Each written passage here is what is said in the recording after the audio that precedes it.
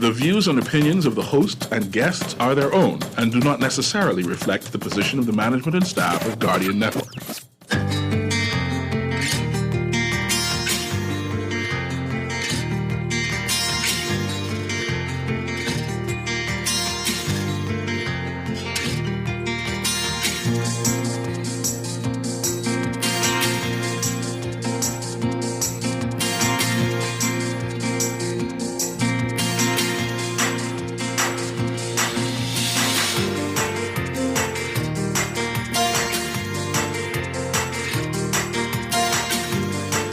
Good morning. The Prime Minister convenes a crime conclave. The Prime Minister says stakeholders identified immediate measures to reduce crime. Recapping the royal visit, how William and Kate spent their weekend in the Bahamas. And Prince William says, quote, "We will support your decision on your future." What that means for the Bahamas. It's all straight ahead this morning. I'm Dwight Strachan, and this is Morning Blend. Wake up, it's a new day. Wake up, it's a new day. It's the start of a new way. You know that it's here. It's the start of the end of the old way. Wake up, it's a new day. Wake up, it's a new day.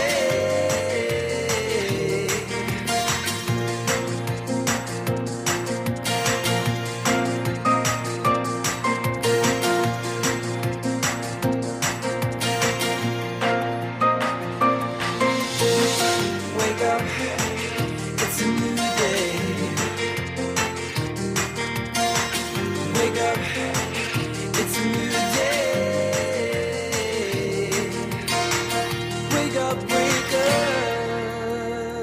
Good morning again, Bahamas. It is Monday, March 28th, 2022. This is Morning Blend on Guardian Radio 96.9. Again, I'm Dwight Strachan. In a moment, Pamela Musgrove will be joining us. Also this morning, hey, we're going to be talking about the Oscars. Did you watch the Oscars last night? And the slap heard all around the world. What in God's name was that? And what message does that send to people about dealing with conflicts? We're going to talk about all of that this morning. Why not? That and more, all straight ahead. But first, it's time for the overnight, the latest breaking news from while we're sleeping, and the top national and international headlines this morning.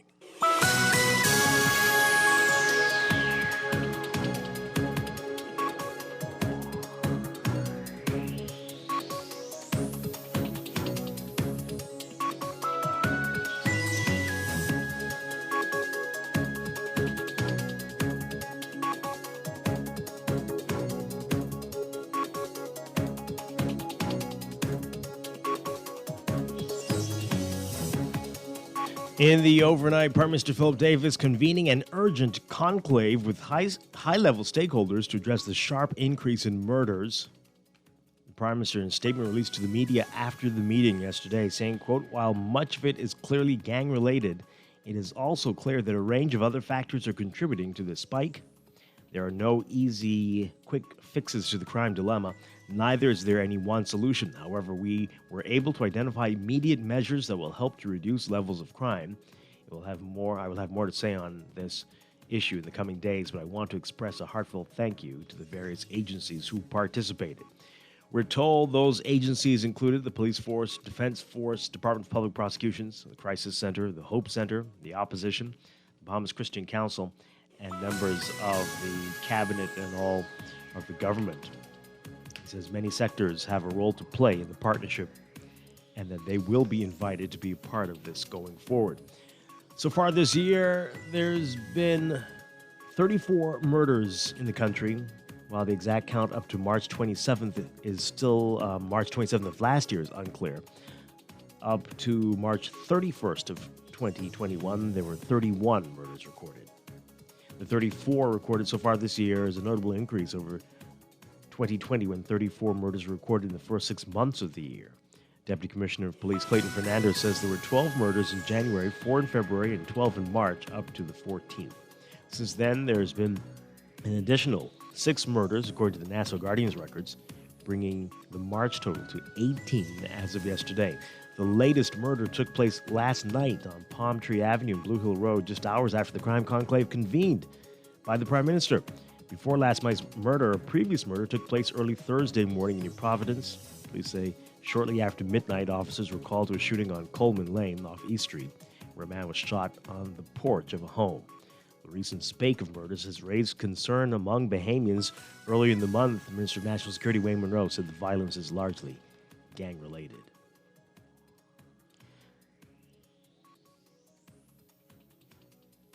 Prince William has acknowledged recent debates on whether the British monarch should be removed as head of state in the Caribbean countries he visited on his royal tour of the region, noting that, quote, relationships evolve. His comments followed renewed calls for republicanism in Belize, Jamaica, and the Bahamas, the 3 countries he and his wife Catherine visited over the last 2 weeks. He said, quote, next year I know you are all looking forward to celebrating 50 years of independence, your golden anniversary, and with Jamaica celebrating 60 years of independence this year and Belize celebrating 40 years of independence last year, I want to say this. We support with pride and respect your decisions about your future. Relationships evolve, friendship endures. Prince William is second in line to the British throne following and spoke during a reception held by Governor General C.A. Smith at the Bahama Resort on Cable Beach on Friday night. The Duke and Duchess were on a Caribbean tour to commemorate the Platinum Jubilee of Queen Elizabeth II. During the tour, there were demonstrations relating to colonialism, slavery, and relating to colonialism, slavery, and reparations. The Duke and Duchess of Cambridge left the Bahamas on Saturday evening, bringing their trip to an end.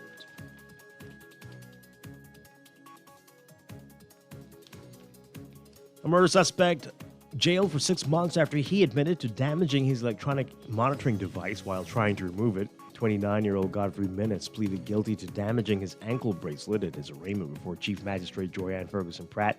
The court heard that Minnis tried to remove the tracking device on March 21st. He will spend an extra 6 months in prison if he doesn't pay Metro Security Solutions $841.50 for the bracelet. Minnis is accused of the March 21st murder of Bertram Moss during an armed robbery. Police allegedly found Minnis in possession of a 9mm pistol and 4 rounds of ammunition for the weapon. He was not required to enter pleas to the murder and armed robbery charges. However, he pleaded not guilty to charges of possession of an unlicensed firearm and ammunition. Bail was denied. He returns to court on September 28th. And a 22-year-old resident of Thompson Lane has been charged with the murder of clothing store owner Mackenzie Oscar. Anderson Timoleon, otherwise known as Boujou, appeared before Chief Magistrate Joyanne Ferguson Pratt on Friday. Oscar, whose street name is Squid, was shot near his business on Wrights Lane off Wolf Road on March 22nd. He was ambushed by a gunman who shot him multiple times in the head. The 30-year-old Oscar of Cable Beach died at the scene. Timoleon, who did not have a lawyer at his court appearance, was not required to enter a plea. He was remanded to the Bahamas Department of Corrections until September 28th. Meanwhile, Oscar's cousin, Justin Lubin, appeared in the same court for a bail hearing. Lubin was arrested along with Oscar at the clothing store on March 18th after officers from the Drug Enforcement Unit found marijuana and a .38 caliber pistol. Oscar only faced drug charges, and Lubin was charged with both firearm and drug possession. Lubin broke down in tears on learning that Oscar had been murdered. He was granted $7,500 bail and is required to sign in at the Marsh Harbor Police Station on Wednesdays before 6 p.m. Lubin's case has been adjourned to October 5th. Overseas from Ukraine, the country could declare neutrality and offer security guarantees to Russia to secure peace without delay, according to President Volodymyr Zelensky. He said this ahead of another expected round of talks between both sides, though he said only a face-to-face meeting with Russia's leader could end the war. In an interview with independent Russian media outlets, Zelensky stressing that Ukraine's priority is ensuring its sovereignty and preventing Moscow from carving it up, But he said, quote, security guarantees and neutrality, non-nuclear status of our state, we are ready to go for it. Zelensky has suggested as much before, but rarely so forcefully. Russia has long demanded that Ukraine drop any hope of joining the Western NATO alliance, which Moscow sees as a threat. Zelensky says that the question of neutrality, which could keep Ukraine out of NATO or other military alliances, should be put to Ukrainian voters in a referendum after Russian troops withdraw. In an overnight video addressed to his nation, Zelensky said Ukraine sought peace without delay in talks due to get underway this week in Turkey. The Turkish president and his office saying the Turkish leader spoke to Russian President Vladimir Putin on Sunday and that the two agreed the next meeting between Russian and Ukrainian officials should be held in Istanbul.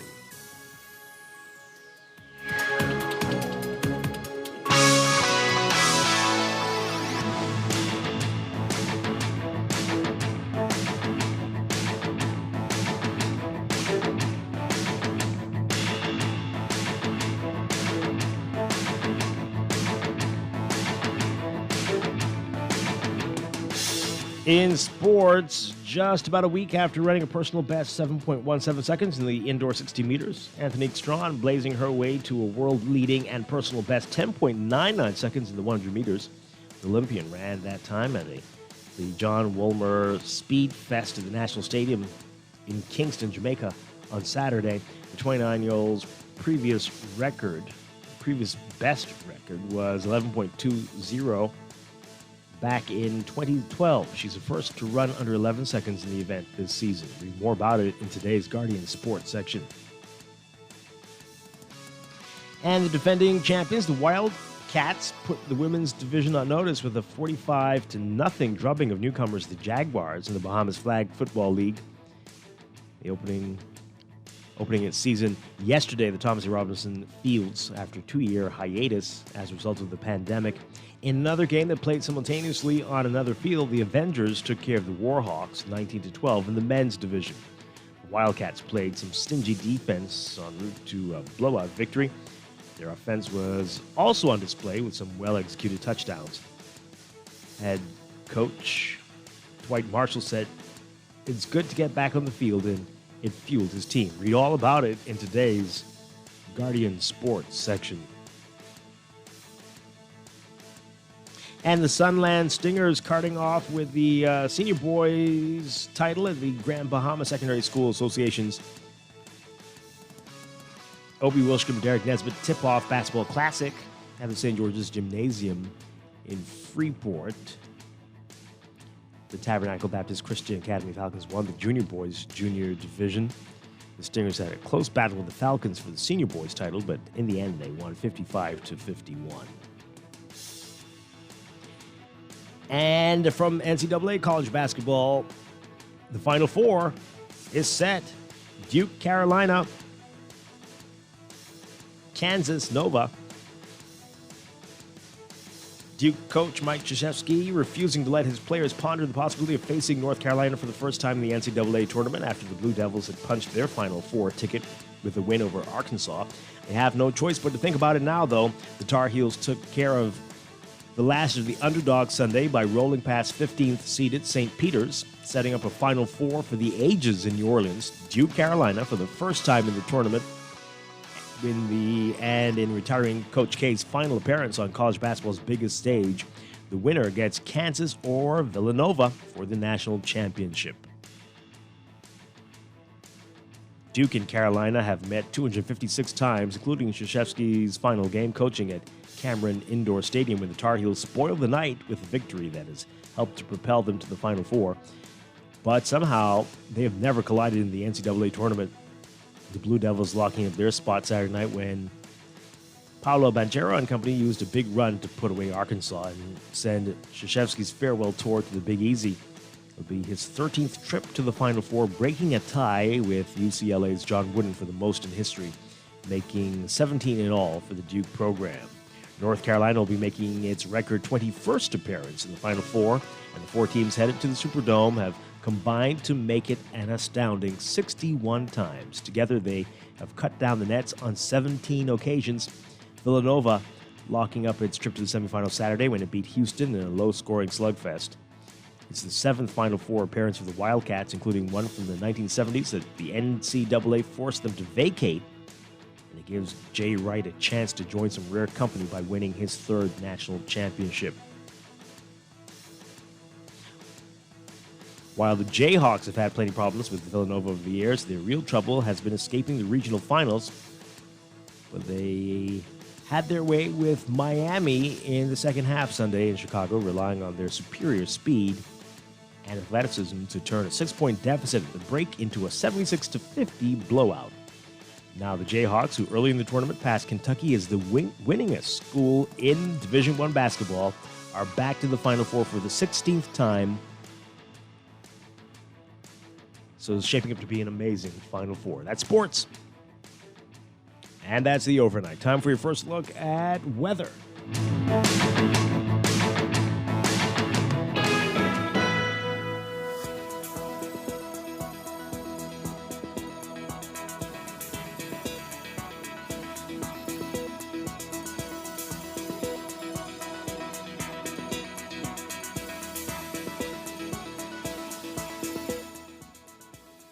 In your first look at weather for today, we've got a high-pressure system producing moderate to fresh breezes as it drifts eastward across the country. Beachgoers in the central and southeast Bahamas should be alert due to the possible rip currents you might see along north and east coast beaches. For all areas today, we're looking at partly to mostly sunny and warm conditions, becoming breezy in the central and southeast Bahamas, turning fair and cool tonight. For boaters, small craft operators in the central and southeast Bahamas should exercise caution. Winds north to northeast at 10 to 15 knots, falling light and variable at times in the northwest Bahamas. Northeast at 15 to 20 knots in the central and southeast Bahamas. Seas 2 to 4 feet in the northwestern islands, but building to 4 to 6 feet in the central and southeast Bahamas. It's currently about 69 degrees and fair skies in Nassau. Look for highs getting up to around 82 Fahrenheit, 28 Celsius. Overnight lows tonight getting down to about 64 Fahrenheit, 18 Celsius. That's your first look at weather this morning. We'll have your extended outlook coming up after traffic in just a bit. Wake up, it's a new day. Wake up, it's a new day. It's time for a break, but when we come back, we're talking top stories, including gasoline in New Providence at over $6 a gallon, and last night's Oscars. It's all straight ahead, but right after these commercials. This is Morning Blend on Guardian Radio 96.9. Stay with us. Wake up, it's a new day.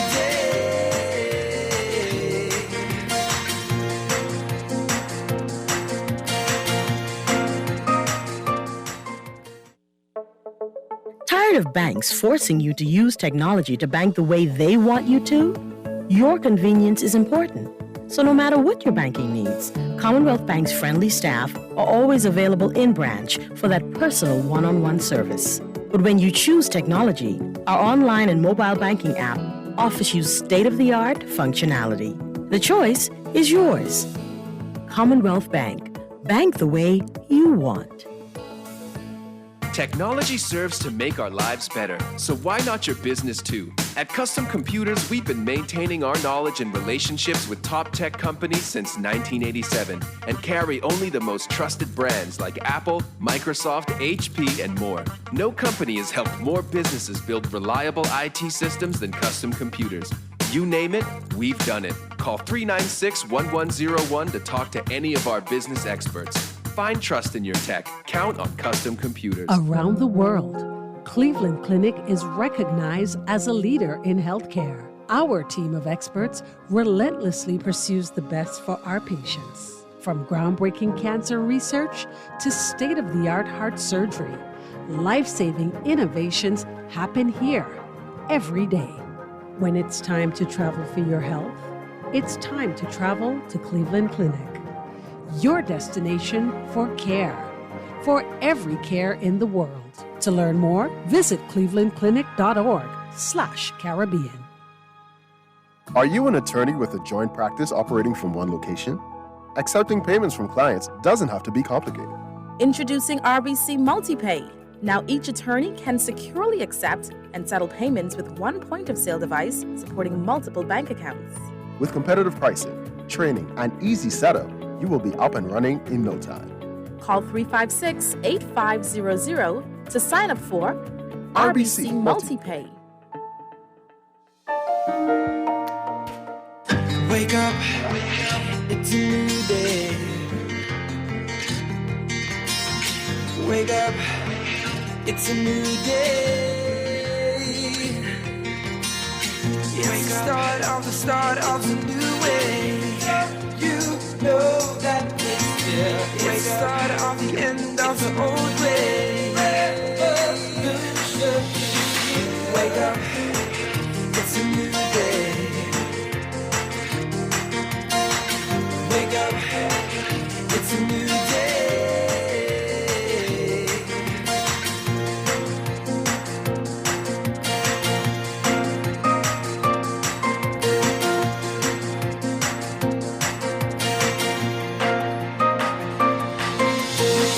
Wake up, it's a new day. Wake up, it's a new day.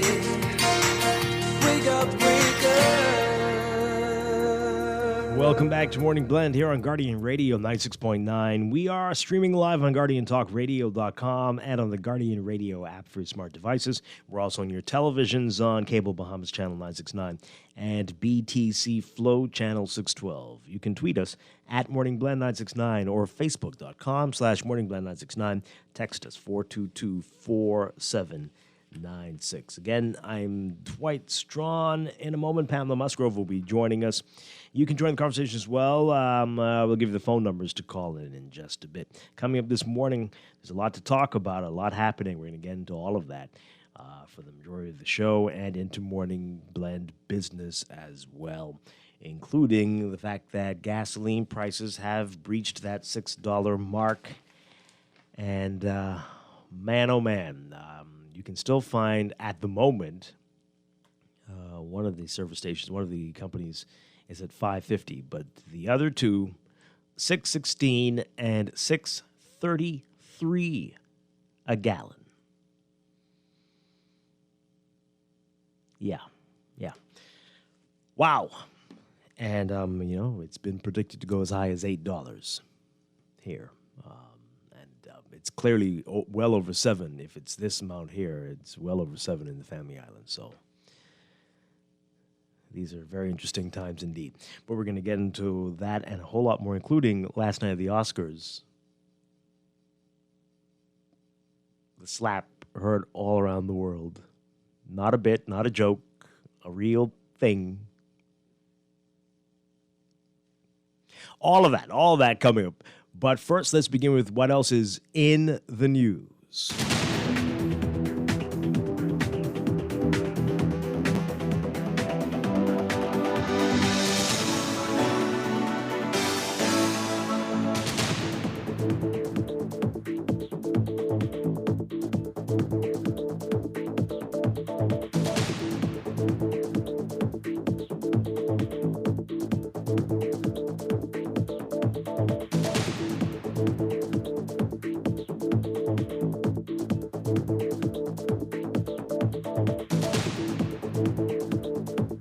And in the news, the Prime Minister convenes a crime conclave, and the royal visit has come to an end. We're going to get into the royal visit a little bit later in the show, but let's begin with the crime conclave.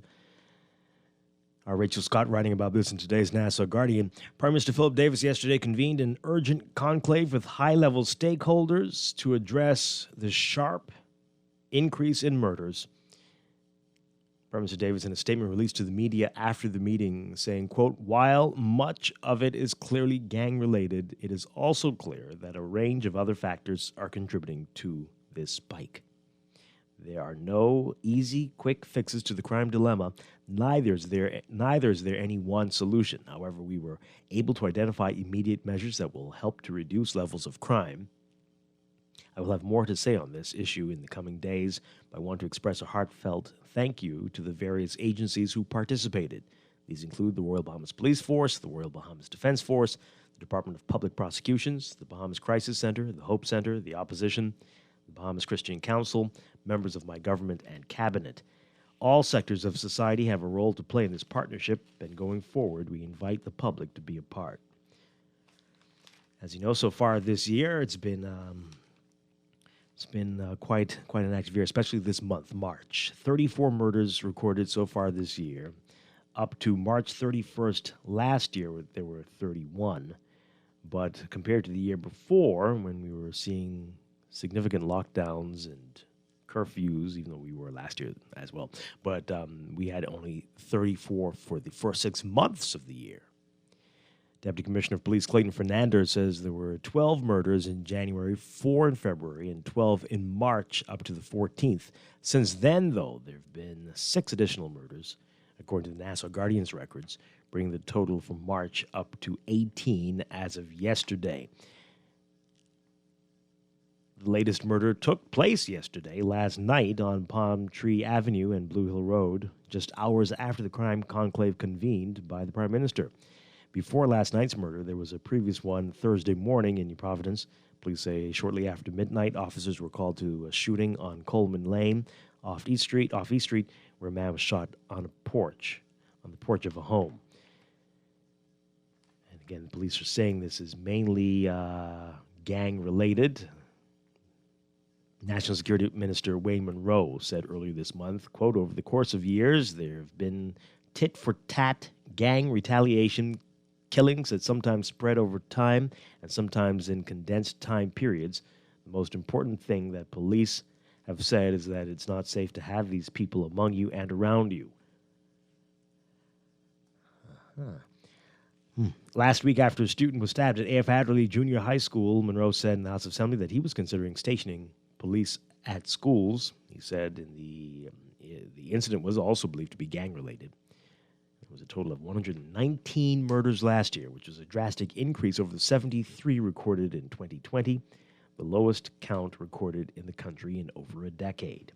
The lockdowns and curfews that accompanied the early months of the COVID pandemic are believed to have contributed to the decrease in murders in 2020. 95 murders were recorded in 2019 and 91 in 2018. The opposition has in recent days called on the Davis administration to respond more aggressively to the high rate of murders. All right, want to get your reaction to all of this, folks. What do you make of this? As we heard, immediate measures that will help to reduce the levels of crime, but acknowledging that there were no easy, quick fixes to the crime dilemma. What do you say about it? 323-6232, 325-4316, 325-4259. Tweet us, Facebook us, text us, 422-4796. Give us a call and tell us what you think about it. While that's happening, then you heard there was another murder last night. This story, murder suspect jailed for 6 months after damaging ankle bracelet. Our Artesia Davis writing about it. A murder suspect was on Friday jailed for 6 months after he admitted to damaging his electronic monitoring device while trying to remove it. 29-year-old Godfrey Minnis pleaded guilty to damaging his ankle bracelet at his arraignment before Chief Magistrate Joyanne Ferguson Pratt. The court heard that Minnis tried to remove the tracking device on March 21st. Minnis will spend an extra 6 months in prison if he doesn't pay Metro Security Solutions $841.50 for the bracelet. Yes, so he's out on bail for murder. And, he tried to remove that, but he's going to get jail for that, though. Because that's, yes. Minnis is accused of the March 21st murder. I'm not sure if that's a mistake there. I don't know if that's this last year, maybe. I'm not sure, but we'll try to figure out what that means there, what the date is. But he's accused of murdering Bertram Moss during an armed robbery. Police allegedly found Minnis in possession of a 9mm pistol and 4 rounds of ammunition. 4 rounds of ammunition for the weapon.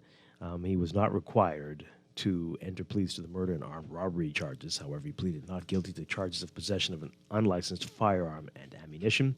Bail was denied, and he's expected to return to court on September 28th. So all of that's happening. People out on bail for murder. And here we go. We'd love to hear what these solutions were, the short-term solutions. But anybody expect any change? Let's hear what you have to say. Caller, good morning. You are on the air. Good morning, Dwight. How you doing, man? Doing well. Good morning.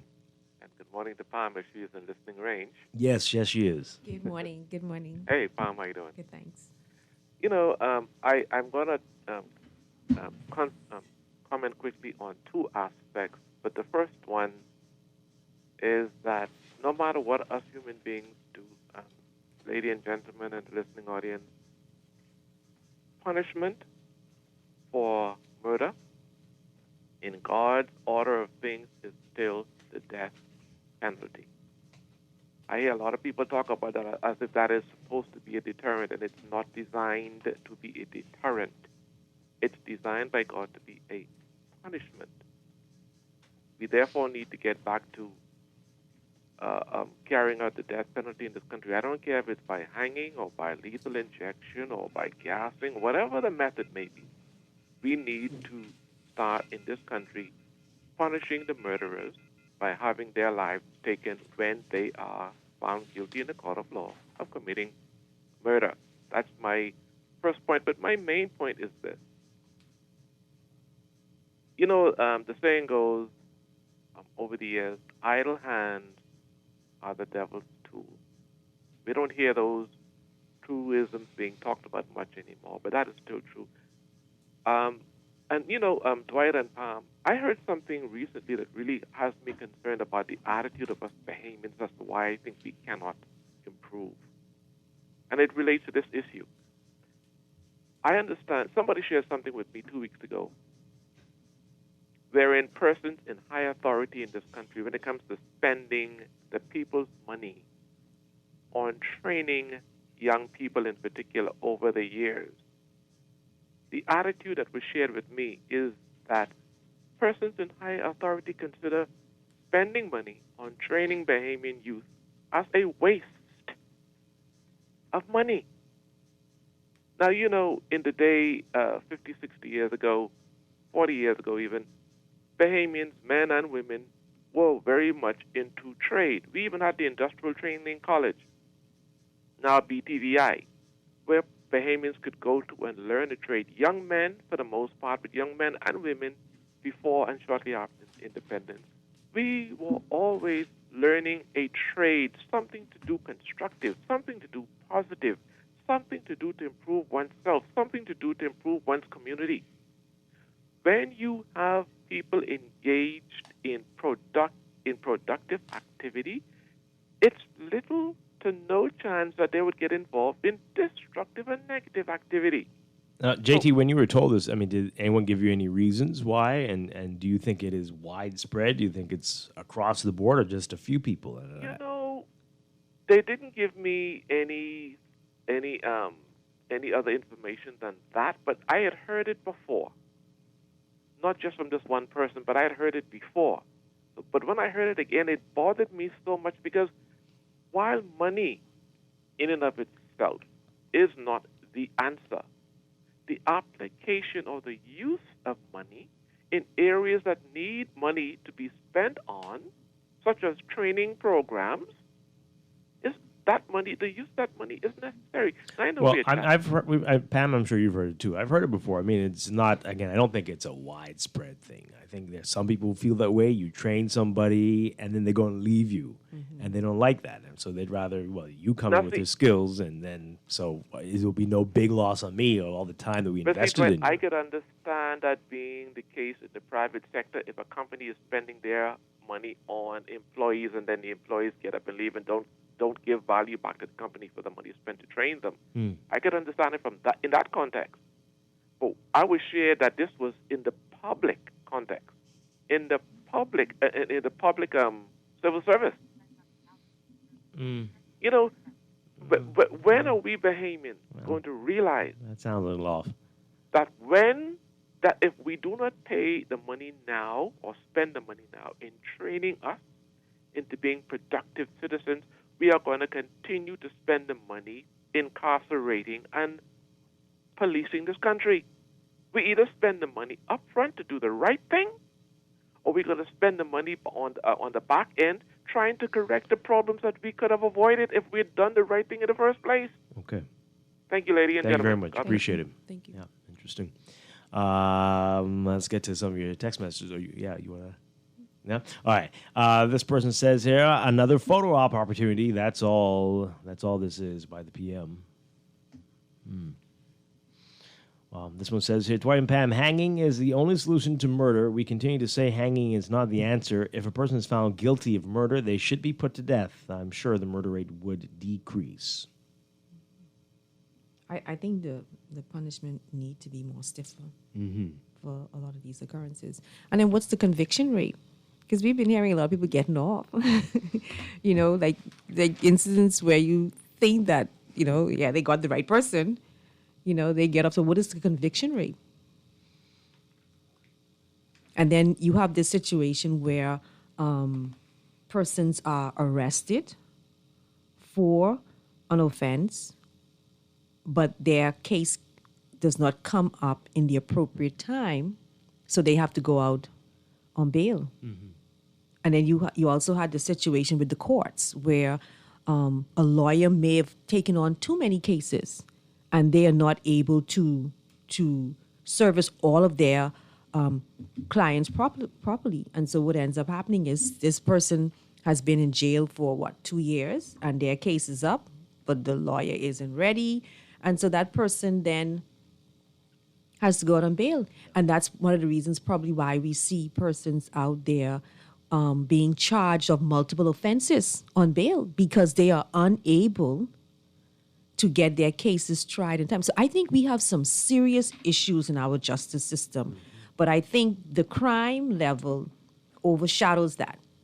All the constant murder and stuff, it overshadows that. So we don't focus on that aspect of it, because in a lot of ways, we, as the regular citizen, we don't know what's going on, because everything is kept close to the officials. But I think there are a lot of issues that are causing this, because these persons who are out on bail are committing multiple crimes. If we can get them, the persons who commit these crimes, if we can arrest them, prosecute them, charge them, put them away for how many every years, then we may get a handle on this. But these persons are out, they are arrested, and they go right back on the streets. Yeah, absolutely. And have anyway. And don't let it be a petty theft. I remember we had a situation a few years back where someone was breaking into the cars in our parking lot.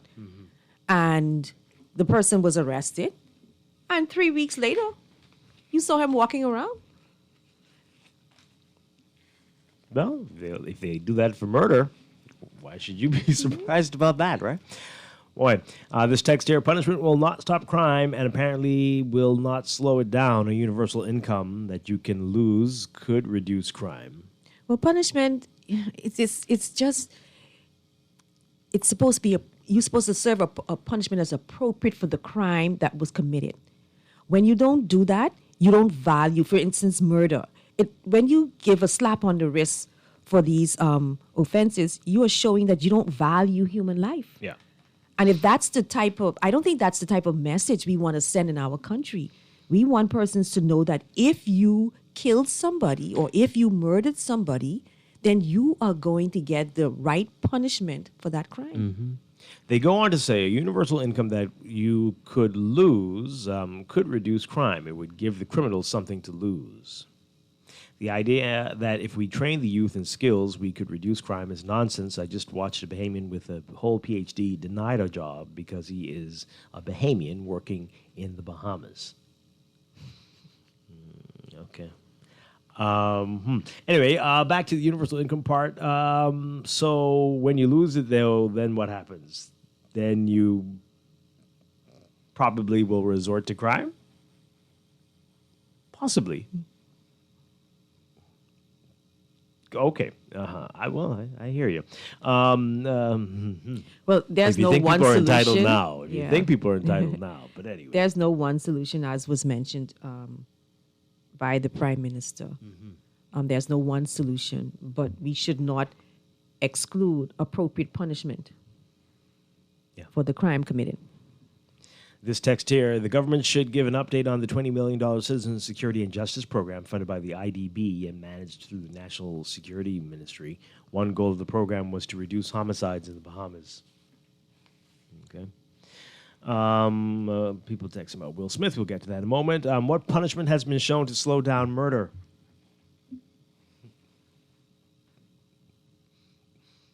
A lack of people to murder. That's probably, I guess.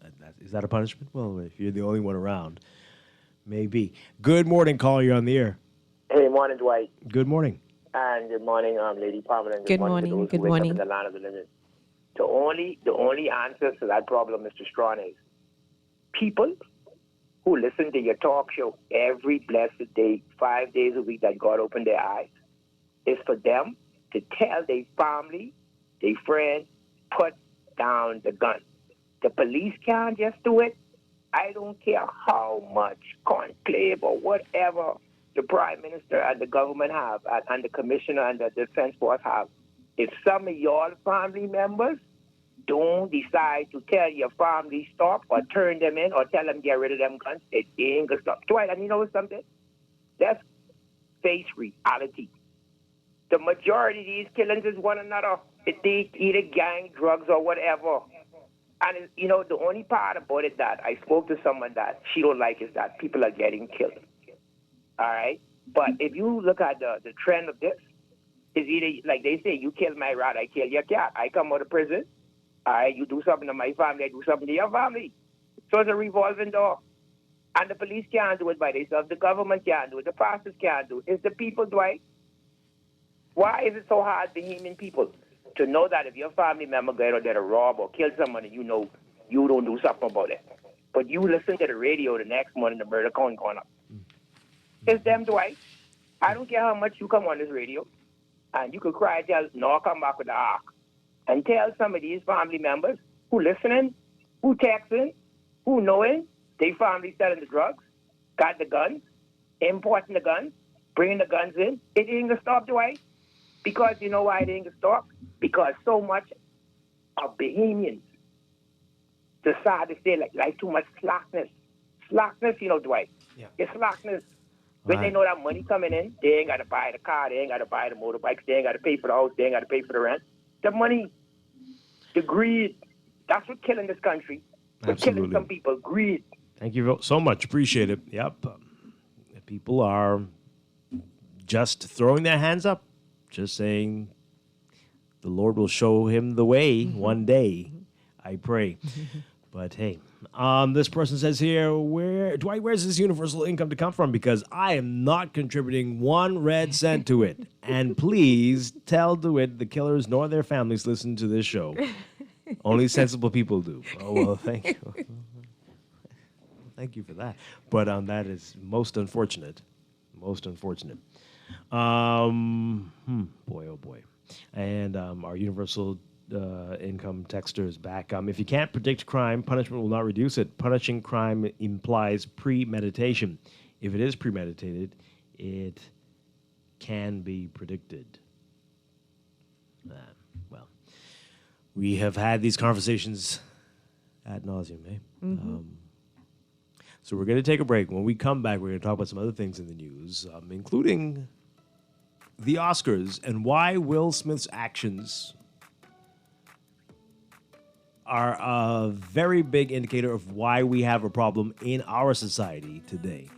We're going to get into that. Stay with us. I never kissed a mouth that tastes like yours. Strawberries and something more. Ooh, yeah, I want it all. 96.9 FM, Nassau, Bahamas.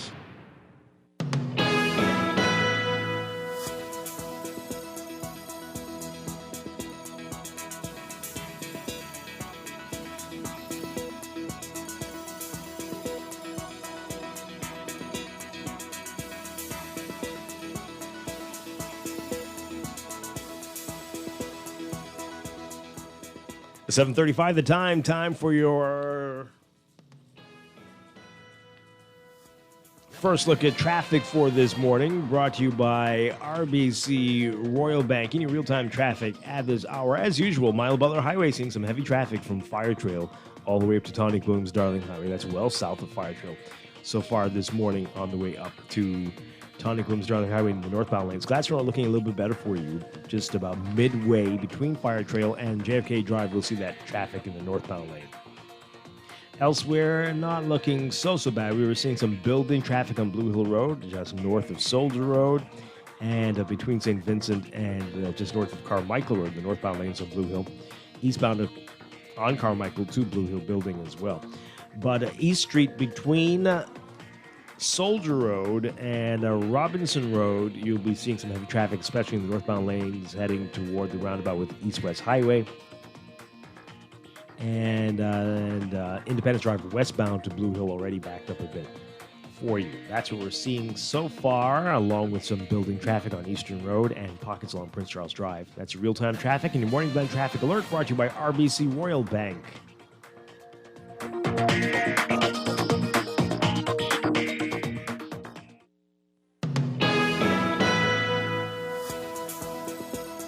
And at 7:37, time for another check of your weather for today, brought to you by the Ministry of Health and the Pan American Health Organization. Here's what's happening. We've got high pressure producing moderate to fresh breezes as it drifts eastwards across the country. Beachgoers in the central and southeast Bahamas should be alert for possible rip currents along north and east coast beaches. For all areas today, we're looking at partly to mostly sunny and warm conditions becoming breezy in the central and southeast Bahamas, turning fair and cool tonight. Small craft operators in the central and southeast Bahamas should exercise caution. Temperature-wise, highs getting up to around 82 Fahrenheit, 28 Celsius. Overnight lows tonight getting down to about 64 Fahrenheit, 18 Celsius. In your extended outlook, that high pressure will continue drifting eastwards into the Atlantic, maintaining pleasant weather conditions with moderate to strong breezes across the islands.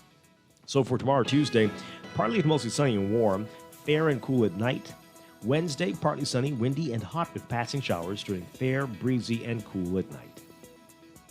That's your morning blend weather check brought to you by the Ministry of Health and the Pan American Health Organizations. Reminding you that COVID-19 vaccines and boosters are now available at South Beach Clinic on Monday, Wednesday, and Friday from 9 a.m. to 12 p.m. On Wednesday at Flamingo Gardens Clinic, 1 p.m. to 5 p.m. Elizabeth Estates Clinic, 3 p.m. to 6 p.m. and Fleming Street from 4 to 6 p.m. And at the Mall Marathon from Monday through Saturday, 10 a.m. to 6 p.m. Visit vax.gov.bs to book an appointment or simply walk in to any of those locations. We'll be back with more Morning Blend after these messages here on Guardian Radio 96.9.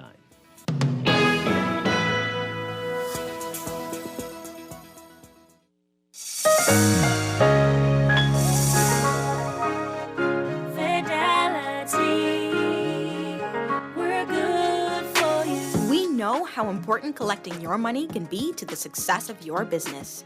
Start your relationship with Fidelity today so that we can show you the many options available to you with our merchant services. From click and pay options online to merchant terminals and e-commerce options. We're here to help your business succeed. For more details, speak to one of our business development officers at 356-7764 in Nassau or 352-6676 in Freeport. Visit our website at fidelitygroup.com or visit any of our branches.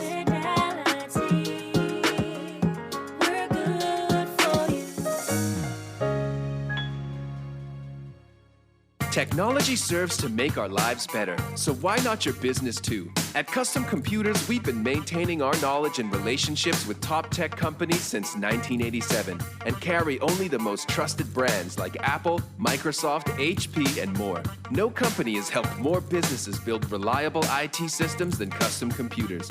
You name it, we've done it. Call 396-1101 to talk to any of our business experts. Find trust in your tech. Count on Custom Computers. Let Wendy's heat up your morning. Wake up with our new Hot Honey Chicken Biscuit that is forged in flavor and made fresh every morning just for you. Forged from a fusion of sweet honey and spicy heat. Wendy's new Hot Honey Chicken Biscuit is our breaded premium all-white chicken breast topped with habanero honey, served on a fresh-baked buttermilk biscuit. It offers the perfect balance of sweet heat. Better mornings always start start at Wendy's.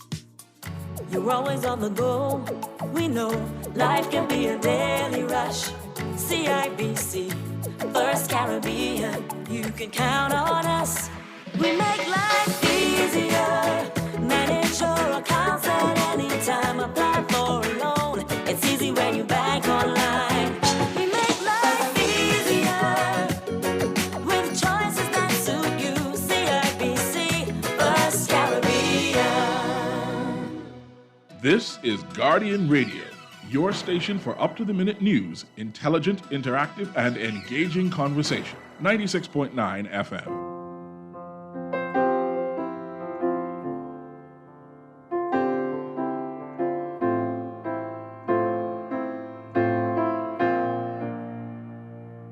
There ain't no gold in this river that I've been washing my hands in forever.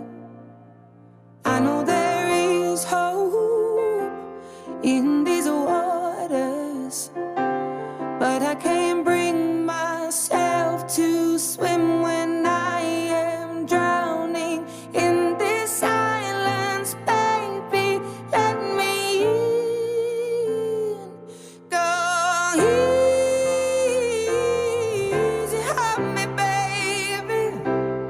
I was still a child, didn't get the chance to feel the world around me. I had no time to choose. Can we say that one on the air? Well, welcome back to Morning Blend here on Guardian Radio 96.9. Dwight Strachan along with Pamela Musgrove. Pamela, this morning I'm going to do all British artists since the Bahamas loves the UK so much. Yes. All morning long, British artists. That's what we're doing. We'll get to that later, but the Oscars last The night. British, they are friends. Yeah, man. And like the Prince has said, Mm-hmm. you know, That was great. He gets it. he adjusted his he speech gets though. it. You think that's what it was? No, that's Yeah? exactly what it is. But he gets The it. statement from the Prime Minister of Jamaica caught him and his aides off guard, and so he made an adjustment Yeah, but I appreciate what to he his said. speech. But they said he wanted to convey that sentiment Yeah. when he was here, but he didn't know how to. So when that happened, that caught them off guard. Mm-hmm. He went. He sat with his aides, and he went. And when he spoke in Nassau, in Providence, at the function, Yeah. that was an adjusted speech. Beautiful. We're going to get into that a little bit later in the show. But we want to talk about the Oscars last night. Did you watch it, Pam? I did not watch it.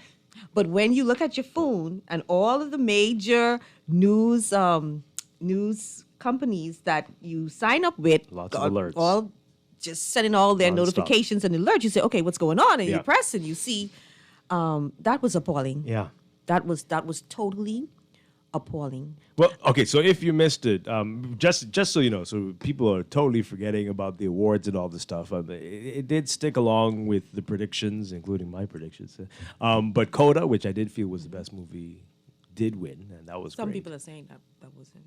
Who people? People who didn't watch it? No, 'Cause it was I'm reading stuff fantastic. online. I didn't watch it. It was a great movie. Yeah. Really But they felt that there were other movies that were better based on viewership. Well, that doesn't matter. Yeah, What does but that that's do what with they're anything? saying. They're saying the Oscars be about. Oh, no, that's something different. Yeah, Yes. should be the so you most mean viewers. the movies that were nominated? What, there should be the what? Most? Yeah, the No, ones that the can't public possibly be. are they concerned? I'm not saying I agree. Are they concerned about would the public deem to be popular, or would they themselves? Popular or good? Because Well, see, that's all relative, though, eh? No, popular, that's a different thing from good. Yeah. Popular is many people went to watch it. Right. And it made millions or even Normally, billions when many of dollars. people go to watch a movie, but mean a see, thing. but for those behind the scenes, the expert, they have their standard for what's good. The public may have a different standard. Yeah, well, yeah. But so popular is hardly ever necessarily the best. Hardly ever. I'll concede to you because you're an expert in this. No, I'm not an expert, but you know that's true. you- What's popular is not necessarily good. No, I'm just saying they were asking the question like, the benchmark for this? Is it based on popularity as it No, relates to it the has public? nothing to do with popularity. Not one thing to Because they're do with saying popularity. because more persons are viewing these movies, that means they somewhat like them or have an interest in them, as opposed There's to a People's Choice low Award budget. for that. Yeah. That's what they do. Okay. But these are what critics deem and the industry deem as good. Sometimes they are going to be Lord of the Rings, and there's some other Titanic. Sometimes it happens. Recently, not much, but it's something different. Not popularity. Not So popularity. when but in the I past, I do say, if you get a chance, watch Coda. Watch Coda and tell me you don't think it's a great movie. so how do you view Coda? You have to be an Apple That subscriber. one is on Apple, yeah. Yeah, so you have to be an Apple subscriber. Well, people pay to go to the movies, right? And but you have to pay. I think it's $9 something. You could a month. probably purchase that in like an iTunes or on whatever you can purchase your movies. Yeah, but you have to have subscribership for one of these whatever app that you if use. you are an Apple subscriber, you can see it. Yeah, Yeah. But I'm sure that at some point you can purchase it. If not now already, you can. I'd cancel purchase mine because it's just too expensive. Yeah? It's like you have to pay that amount every month, and you have to pay to watch the movie. So Yeah. I just canceled it. It was Yeah, just, there's too many. it's- So right, yeah, it's it a was lot. just it was a bit You have to steep. be Yeah. very with all of these. You have to be very judicious with which one It can you keep. it can add up. Yeah, It can add absolutely. up. Absolutely. But if you're not going to the movie theaters, they're going to find a way to try to make the money somehow. Well, I don't mind being able to watch the movie but paying for it. Like at the beginning of the pandemic, I had paid like $20 for a movie that I wanted to see. I don't mind that. I have a problem with the subscription. Right. I have to subscribe to you and pay that amount every month in order to pay to watch this movie. Right. That's just me. I just have an issue with that. Well, if you subscribe, you get it. You Not free. Yeah. No, Coda would be one of those that you get. Okay, but a lot of those movies are not free. Those aren't the ones that are Apple movies. Okay. Those are movies that are available through their platform. But the Apple movies and Apple TV shows would come with what you pay for your subscription. And that's how it is with all the others there. All right, so that's what happened there. And Will Smith did win, as almost everybody in the world predicted he would. But before that, if you are just waking up, you slept straight through the Oscars, something unbelievable happened. Chris Rock was a presenter, comedian. Chris Rock was a presenter and went up there and, did a couple of uneventful jokes. And did another one about Jada Pinkett Smith, Will Smith's wife. And, she's wearing a very short hairstyle, just a little bit higher than what I have. And Chris Rock said he can't wait to see her in G.I. Jane 2. And people laughed, including Will Smith. He did. He did. When the camera showed, he laughed. But then we see Jada Jada rolled roll her her eyes. and we then cut back to Chris. Yeah. And then all of a sudden, Will walks up on the stage, and Chris is laughing because he thinks this is going to be a funny moment. And then Will Smith slaps Chris Rock and walks back to his seat. And people are laughing because they think this is a joke. This is this is a bit. This is something they staged.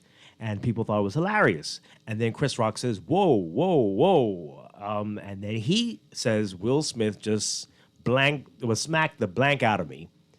And so everyone's confused in the audience. And then we hear Will Smith shouting, and then they had to mute the mics.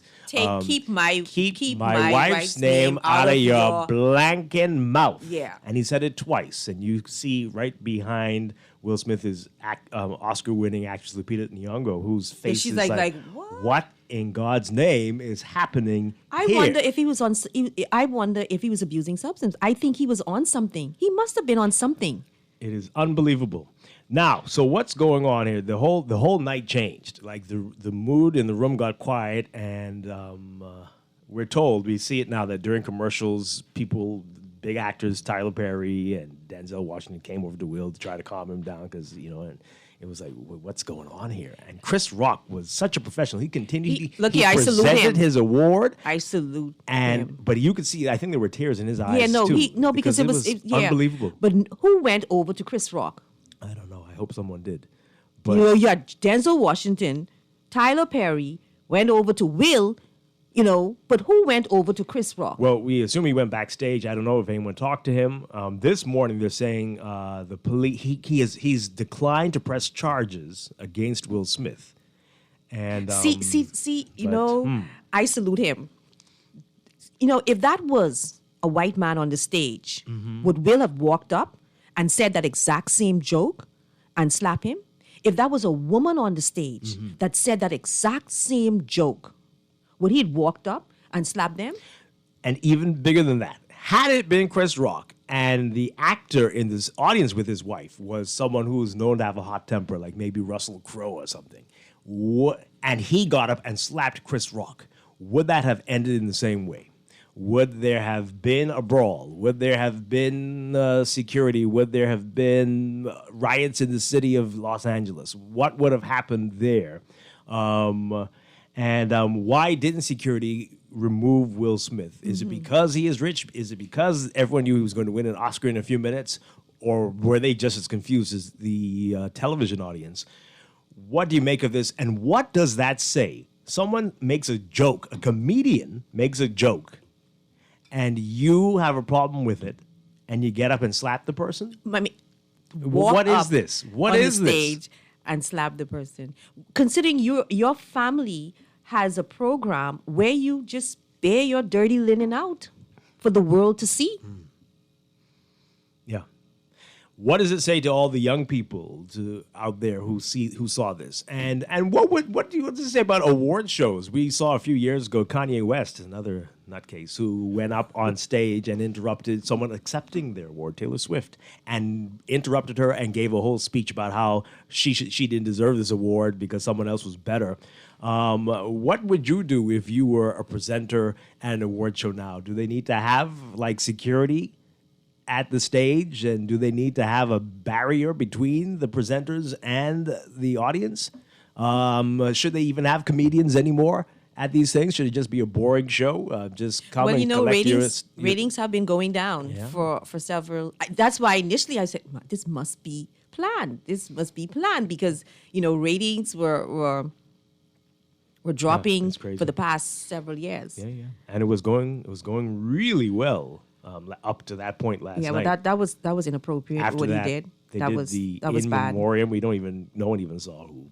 Just like everyone's tweeting and stuff like what just happened. Let's get your reaction to it, folks. People are on Twitter defending Will Smith because apparently, who knows? I guess some people are obsessed with them, but they're saying that apparently Jada has alopecia and that caused her hair loss. I don't. People are assuming that everyone knows that. Not everyone's obsessed with the two of them. Even if that were the case. Did you ever hear that before? No, I had just actually recently read an article where she was talking about her hairstyle and how she is coming into her own and how she's embracing her hair and never again. She was forced in the past to allow people to deal with her hair who didn't understand her hair, and how she will never let anybody deal with her hair who does not understand her hair texture. And, so that was the gist of the article. I didn't hear anything about alopecia. This is crazy. No one was going to remember this joke this morning if Will just sat there and moved on. But he could have addressed it by other means. They have, like I mentioned, their red table talk. He could have addressed it there. He could have put pen to paper and address it, or not. Address it there. It's a comedian. No, that's making fine. A joke. If it was so bad, but I don't think because he was laughing at it. I don't know what happened between the time the camera was on him laughing and Jada rolling her eyes and it switched over to Chris Rock that made him get up to do something embarrassing like that. And a total letdown, in my books, a total letdown. It was disgraceful. Really awful. Let's hear what you have to say, folks. 323-6232, 325-4316, 325-4259. Tweet us, Facebook us, text us, 422-4796. My goodness. Let's hear what you have to say. Good morning, caller. You're on Morning Blend. Morning, Dwight. Good morning, Palm. Good morning. Oh, man. I mean, I saw that last night, right? Mm-hmm. And I thought it was a part of what was going on. I couldn't believe it. Yeah. I only see that was not an act when Chris Rock, he was like, I mean, and what I couldn't get, right? Why didn't, like you say, nobody got up and just move him. Everything just went on like it didn't happen. They Because he's just powerful. didn't know what to make of it. Yeah. Dave. And he sat there, right? And to be honest, like what, I don't know if you see it the way how I see it, but Will looked like he was laughing like that was a lure to him, like he was, And then he just picked right up. I was like, what the hell, Something like Jada it wasn't did. a problem at first. Something Jada did to summon him. Maybe he just run right up there. And I was so embarrassed for Chris. I was like, Yeah, it not was so terrible. Chris. Like he could have melted on that stage. But I'm glad they considering taking the award from him if he's following up on it. No, they When he they went should. back. They Pardon? should. They should. are. They They gonna should. yuck it They back. And should Chris take it from Rock, him. he's pressing I charges. mean, that would be awful. No, I they really- should. They should. I think they should. They should Correct. take it from him. Well, let's talk about that. Let's hear what other folks say about it. Yeah, Okay. that is a possibility. They could rescind the award. That would hurt. That would hurt me. But something needs to be done. I say cancel him and don't put him in anything anymore. I'd No, rather they that than should. take the They award. should to set a standard, man. That is wrong, Dwight. To do something like that. I mean, like people. No, I don't think anybody expected that from him. That Yeah. is wrong. They should rescind that award. Wow. I will support that. Let's hear what you have to say, caller. Good morning. You're on the air. Good morning, caller. Good morning. Hi. Hey, if it happens, I can't see, but I listen to it on TV. Good morning, Pam. Good morning. You listening? Good morning. All right, if it happened like how you all say it happened, Will wrong. I like how Pam put it. I feel like they should make an example out of Will, or someone else gonna do it in the future. What does that mean? I don't. Even if I almost could say, well, take the award, but why I think they ain't gonna take it is because who Will Smith is and who he do the movie about. You understand? So I don't think they could take it even if they want to set that kind of example. But Dwight, Hey. you had a hot show, the last show for the head back before the new head back person come. Was the hottest show for the head back since head back was there. You had Indira Fitzgerald with 3 police officers who deal with like crime, deal with like guns and people working shipments and load and people getting killed and murder. Yeah. They did a good job. Dwight, if you could get them to come back on or someone to interview them, but Indira Fitzgerald, the lawyer, she's attorney, former prosecutor, must say, or prosecutor, she did a good job. Inspector she's Dean, wonderful. Bo, and Inspector Toot. They did a good job on the show, Dwight. Hats off for the Guardian Radio. We need more shows like that. They say you got to write to the commissioner for permission to bring them on. Man, bring them on again, man. They telling the people what the problem is out there, what we need to deal with the problem, although we still will have crime with us always. Keep up the good work. Yeah. Okay. Thanks a lot. Yeah, she did a great job. It was really enlightening. You listened to? I Yeah, heard she's parts of wonderful. it. She's wonderful. Good morning, caller. You're on the air. All right, let's take the other one. Good morning, caller. You're on the air. Godly day, this is Dark in the voice along with you on our Palm, Dwight. Hi. Good morning. We need justice, law, and order in this country. Dwight, the slapping to do, right? It shows that people that are in authority, the things they say and what they do, most of the things are setting no example for the youngsters in around the world. You see what I'm saying? Because you had youngsters looking at that show, right? And some youngsters just gonna adapt that kind of a habit, and they're gonna get on the street, and then more problem for the world. Okay. All right. Thank you very much. Thank you. We're going to get to your other calls after the break for news and more of your messages. A lot of great messages coming in. A lot of great messages. Wait till you hear these folks. And we're asking everybody, what do you think? Should they take that Oscar? Take it. Oh, man, Pam. Take it. Take it. I mean, he's done some great work. That Take was it. one horrible night. Yeah, that's it, He's not That's going to it. work again. Not in the way he's... Anyway, we'll be back. This is Morning Blend. Stay with us.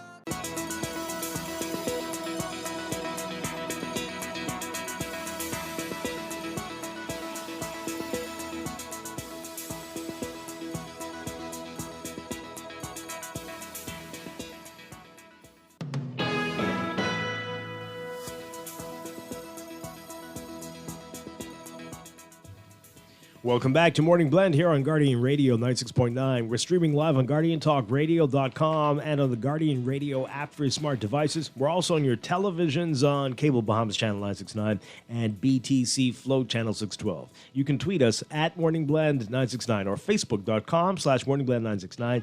Text us 422-4796. And now at 8:18, time for another check of your weather for today, brought to you by Bahamas First Insurance. We've got high pressure producing moderate to fresh breezes as it drifts eastwards across the country. Beachgoers in the central Bahamas and the southeastern islands should be alert for possible rip currents along north and east coast beaches.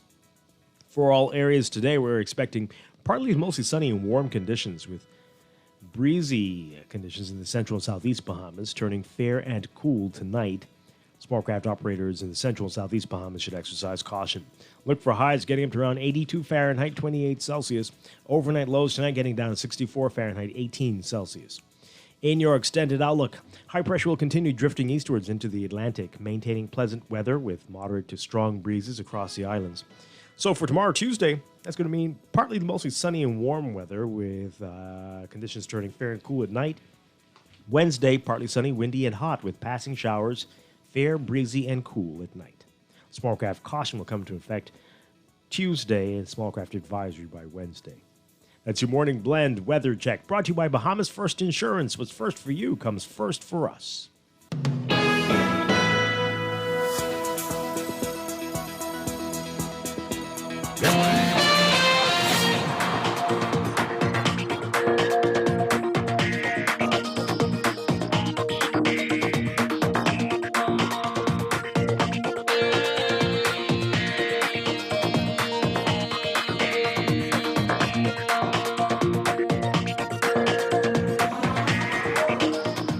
8:20, the time for another check of your traffic for this morning, brought to you by RBC Royal Bank. Heavy traffic in some of the hot spots this morning, like Mile Butler Highway, well south of Fire Trail in the northbound lanes, all the way up to the roundabout with Tawny Williams Darling Highway. Fire Trail backed up a bit eastbound to the roundabout with Mile Butler Highway as well. Glass Road still looking better for you. Traffic just about midway between Fire Trail and the John F. Kennedy Drive roundabout. Carmichael westbound is busy, though, heading toward the roundabout with Coral Harbor Road, and eastbound building traffic to Blue Hill Road, which is seeing heavy traffic from St. Vincent Road all the way up to the Independence Drive roundabout. In the northbound lanes there, especially once you get north of Soldier Road. We're seeing some issues on Tawny Williams Darling Highway, just west of the roundabout with Independence Drive. You're going to be seeing that there in the westbound lanes there. There must be an issue. So keep that in mind at this hour. Independence Drive back to both directions between the roundabouts. And Eastern Road seeing some heavy traffic from east of San Souci all the way up to Johnson Road in the westbound lane. Pockets along Prince Charles Drive, mainly westbound, at Fox Hill Road northbound to the intersection with Prince Charles Drive, seeing some heavy traffic there. That's your real-time traffic and your Morning Blend Traffic Alert, brought to you by RBC Royal Bank.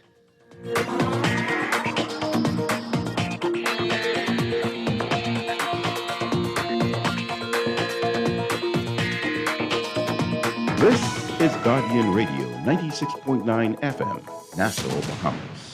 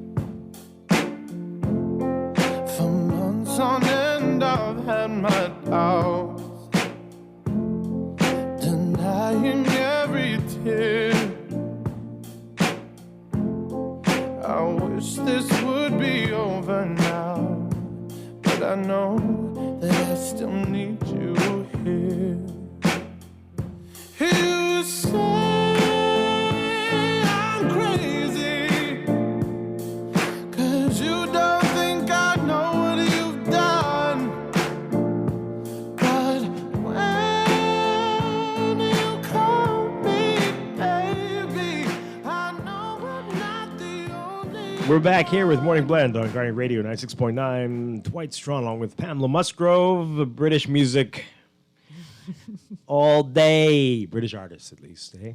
So we'll get to some of the oldies, Elton and Rod Stewart in a bit as well. All right, so we're talking about that slap at the Oscars last night. It was real and unbelievable, shocking. Just moments before he won the Oscar for Best Actor, Will Smith delivering his worst performance ever, slapping presenter Chris Rock over a joke. So before the break, Pam's saying that perhaps, we should they should strip Will of his new Oscar. And I'm like, oh boy, that's really extreme. But we were talking off the air, and she's making it make a bit of sense to me. Okay, so we're saying, so they can't take it back. It's not like second place is not like a race. You were doping, and so second place, no. So he will be always, but I guess you'd have to put an asterisk next to his name. You won, but we have to take back the statuette. We take back this, and you will always be known as the person who had his Oscar taken away from him because of this action. I think they have to do something to send a message that is unacceptable. Yeah. Because when people see Chris Rock and the slap, they will focus on that and then probably even laugh about it. Forever. But not recognize what he did, what Will Smith did. So whenever that meme of Chris Rock is potentially circulated, you'll always remember for what Will Smith did to Chris, he lost. He lost his award. Yeah. And that's sending a strong message that type of behavior is unacceptable. I do. I mean, as of before we went on the air, the news outlets were reporting that Chris Rock has not yet decided to press charges. I really do think he should, or at least sue. I would say. I think he's. You know what? Sue. People behind the scenes are probably advising him. Don't let this. No. Don't let this go like that's. Oh, don't let it go. Yeah, don't. No, they're probably advising him. Maybe not do it. Just like how Denzel Washington and Tyler Perry publicly tried to counsel Will Smith. He talking some crap about when you get to the highest point, the devil is busy. I don't know what that means, but just like how they're trying to advise him, these persons are behind the scenes saying, let it go, let it pass, appealing to Chris Rock to let it go, to let it pass. Would you let it go, man? Boy, Dwight. Someone came up on us, you're presenting and you did a little joke. And someone comes up and slaps you. The good book that I follow said you ought to turn the other cheek. You can turn the other cheek while you talk to your lawyer. Turn the other cheek. Yeah. I don't think he should. I don't think the Academy should allow it to go because Chris was there on their behalf. Yeah. And he was like an employee. So it's not just up to Chris Rock. I think it's up to the Academy to make a decision on this. Yeah, okay. All right, so callers, we'll get to you in a second. Just want to read this text from, this is a powerful text here. I don't know how I feel about that Will Smith-Chris Rock thing because, like you said, Will laughed. So I feel that his reaction was based on something else. Now, on the actual joke, yes, she does have alopecia, talking about Jada. And she documented the journey. As a woman who has suffered hair loss because of an illness, it is difficult. It's a difficult and sensitive thing. And any joke about your hair when you have a condition is hurtful. I know because I live it. It doesn't matter if the joke is made by a comedian. Comedians do that. They make light of a lot of issues. And if, like I said, if Jada Pinkett had a problem with that, that is not the best way to deal with. That is not an appropriate way to deal with that issue. Yeah. And to incite her husband to do that. I don't know if she did that. Well, I believe she did roll her eyes, but I don't know if she because did he laughed when the joke was being said. He laughed, and then by the time the camera was turned towards Chris, something happened, and he went up on the stage. Wow. Yeah, but I mean, again, no one would be talking about this today had they just ignored it. No one would have remembered that joke because it was a funny night up until that point. The three hosts were amazing, and they were quite hilarious. And this would not have been a joke that anyone remembered. No. And to me, generally, it wasn't even an offensive joke. It was just saying G hi G, because the person who acted in that, she had bald hair. She did. Demi Moore had shaved off her hair for Yeah. that. And, Jada has been in a few action movies and would probably have would do a great job.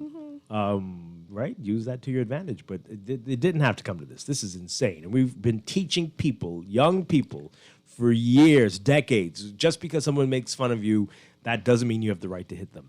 Doesn't mean that you need to go and get physical with this. Right? But this is so different, Dwight, because, in some ways to me it seemed premeditated. Because he laughed, he got up, walked on the stage, did what he did, went back to his seat, and then he just started with explicits. Well, before that point, before the cursing started, people thought it was a part of a bit. I wish it was. And had he not been cursing, people would have said that was weird and funny, right? And just moved on. And Chris Rock would have moved on. And later we would have found out, that wasn't a joke. That was actually unplanned. And people were like, what? But it could have gone on. But when he started carrying on from his seat, then people realized, oh boy. What if Chris Rock had come at him to throw another blow? It could have turned into a brawl. And it would have been embarrassing on so many levels. And I think some of you know what I mean. But it would have... Say what you mean, Dwight. Say what you mean, No, Dwight. that's not necessary. Good morning, caller. You're on the air. Oh, boy. Hi, good morning. Good morning, how are you doing? Well, we were trying to process last night. Well, it woke me up. Everybody hates Chris. Looking at Will Smith, looking at his life, looking at his character that he, portrays, right? And the family and everything, and the history that's going on the past couple of years. And he's been doing a lot of interviews, and he's been sharing the fact that he wanted to, throw a study downstairs during the times that he abused his mother. Yeah, he's been Kanyeing it up. Exactly. And then the entanglement Right, situation. we'll never forget that. And then a few weeks ago, on a red carpet, he and Jada were being interviewed by, I think it was Laverne Cox. And she made the remark to Jada, now no more entanglements, right? Oh, boy. Really, funny, and they reacted. They turned on her, saying that she should apologize. Wow. Bill and Jada said nothing. Okay? It was humiliating. It was embarrassing. Because you say what you like, that's their personal business. They worked it out. They moved on. And now come full circle, she's going through something. She shared about her alopecia, I think it is. Now, I've been watching and listening to some pundits and some persons speaking about it on TV, and what they're saying, they feel as if it's more to it than alopecia. In other words, it could be something else that she's going through physically, health-wise, okay? And Chris Rock he comes at you hard. He goes more, touches the sport. And I think Bill might have been laughing because he always smiles. You wouldn't think he's going through anything. But even through that whole situation, now last night, I think he might have been grinning at the corny jokes that Chris Rock was trying to crack. But I think when he looked at his wife and he saw the hurt and the rolling up together, because normally she is down with it, she laughs and she throws it off as well. But I think that touched the sport. And I'm not going to justify him going on the stage and putting a Muhammad Ali zone on the side of Chris Rock's face, right? But when he came on and he apologized to the Academy, everybody except Chris Rock. Except Chris, yeah. So it seems to me as if this goes deeper for him. I think he was out of his. He was in another place. Yeah. When that happened, but to cut a long story short, I think Chris Rock, the LAPD sent a statement out saying that he refuses to press charges. Yeah. So I think it's going to be interesting to see how. And I do not think he should. That award should be taken away from him because the art has nothing to do with his art. You understand? I don't think his art should be punished for the fact that the actions that he happened last night. I don't think the lawsuits, all that fine, Chris Rock sue him and whatever, but as far as that award, he earned that. He earned that. I don't think it should be taken away from him. Okay. But you guys have a safe day, okay? Thank you. Appreciate it. The I think same thing the- happened with Bill Cosby. There a lot of the things that he received before Mhm. were rescinded. Mhm. Accolades, not all, but a lot. That's I don't what know. happens in this field. Yeah. I think the academy may become under pressure when people have time to digest this. They may come under pressure. Yeah. Again, do something. as people, we're getting some text messages, people saying, with especially in the black community, the problem we have with violence, this is such a terrible message. Terrible message that it sends.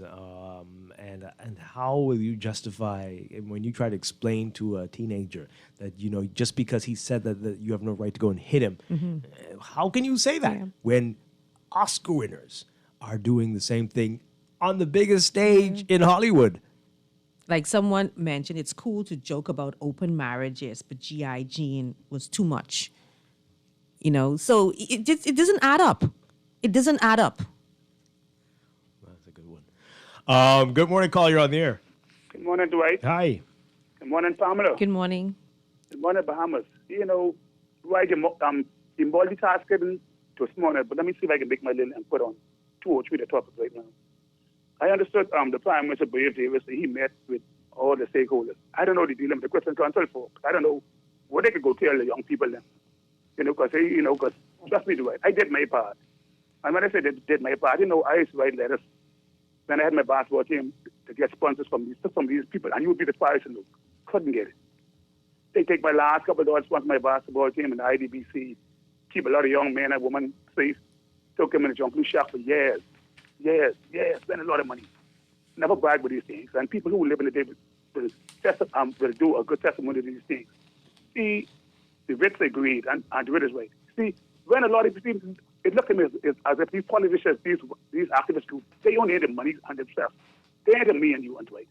See, what got me so concerned right now in this beautiful country, my kids born in this country after July 10th, they real payments. They can't afford to buy a piece of property in the island of Providence. My grandchildren. See, these are the kind of things I worry about. See, and the Bible tells you a real man, you have to have a inheritance to pass on this generation. See, these are the kind of worry about.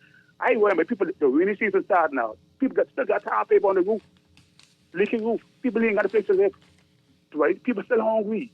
These are the kind of things I worry about. Dwight, and the next thing I want to say is that there's 2 things a real man can't take. And that's place is spitting on them and slapping them. That's serious.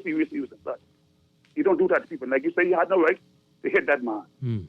I would agree with the lady when she say he earned his award or whatever. Let him keep it. But see, and people be watching things. People be watching every Jesus Christ thing. And, we are a rich country, a beautiful country.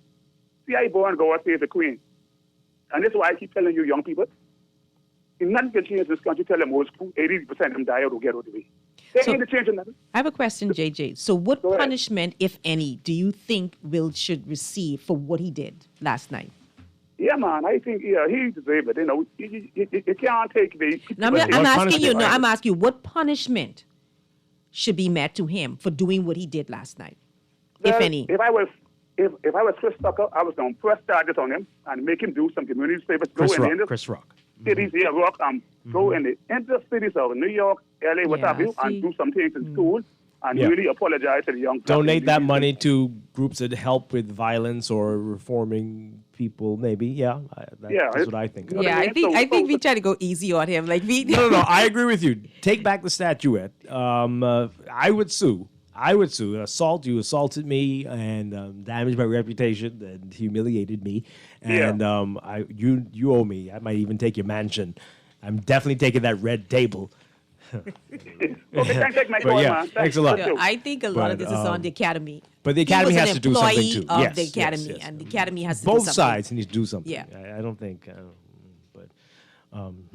Let's take this call. Chris, to me, is the bigger man. He was amazing. He went. He continued. Continued with the award. He stayed there when the people came up on stage. I mean, Because can you imagine? If that was someone else, they would have thrown another blow back at him, and that would have been a brawl. Unbelievable.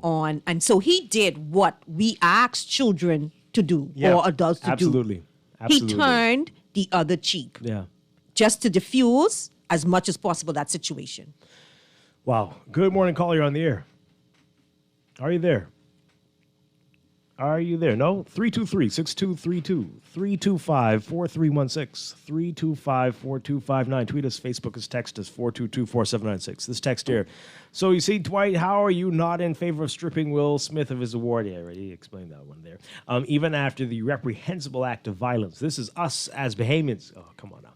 We make excuses for those we like. And this is why there are so many ills in our society. We only want punishment and the rules to apply to everyone else except ourselves or our friends, family, and lovers.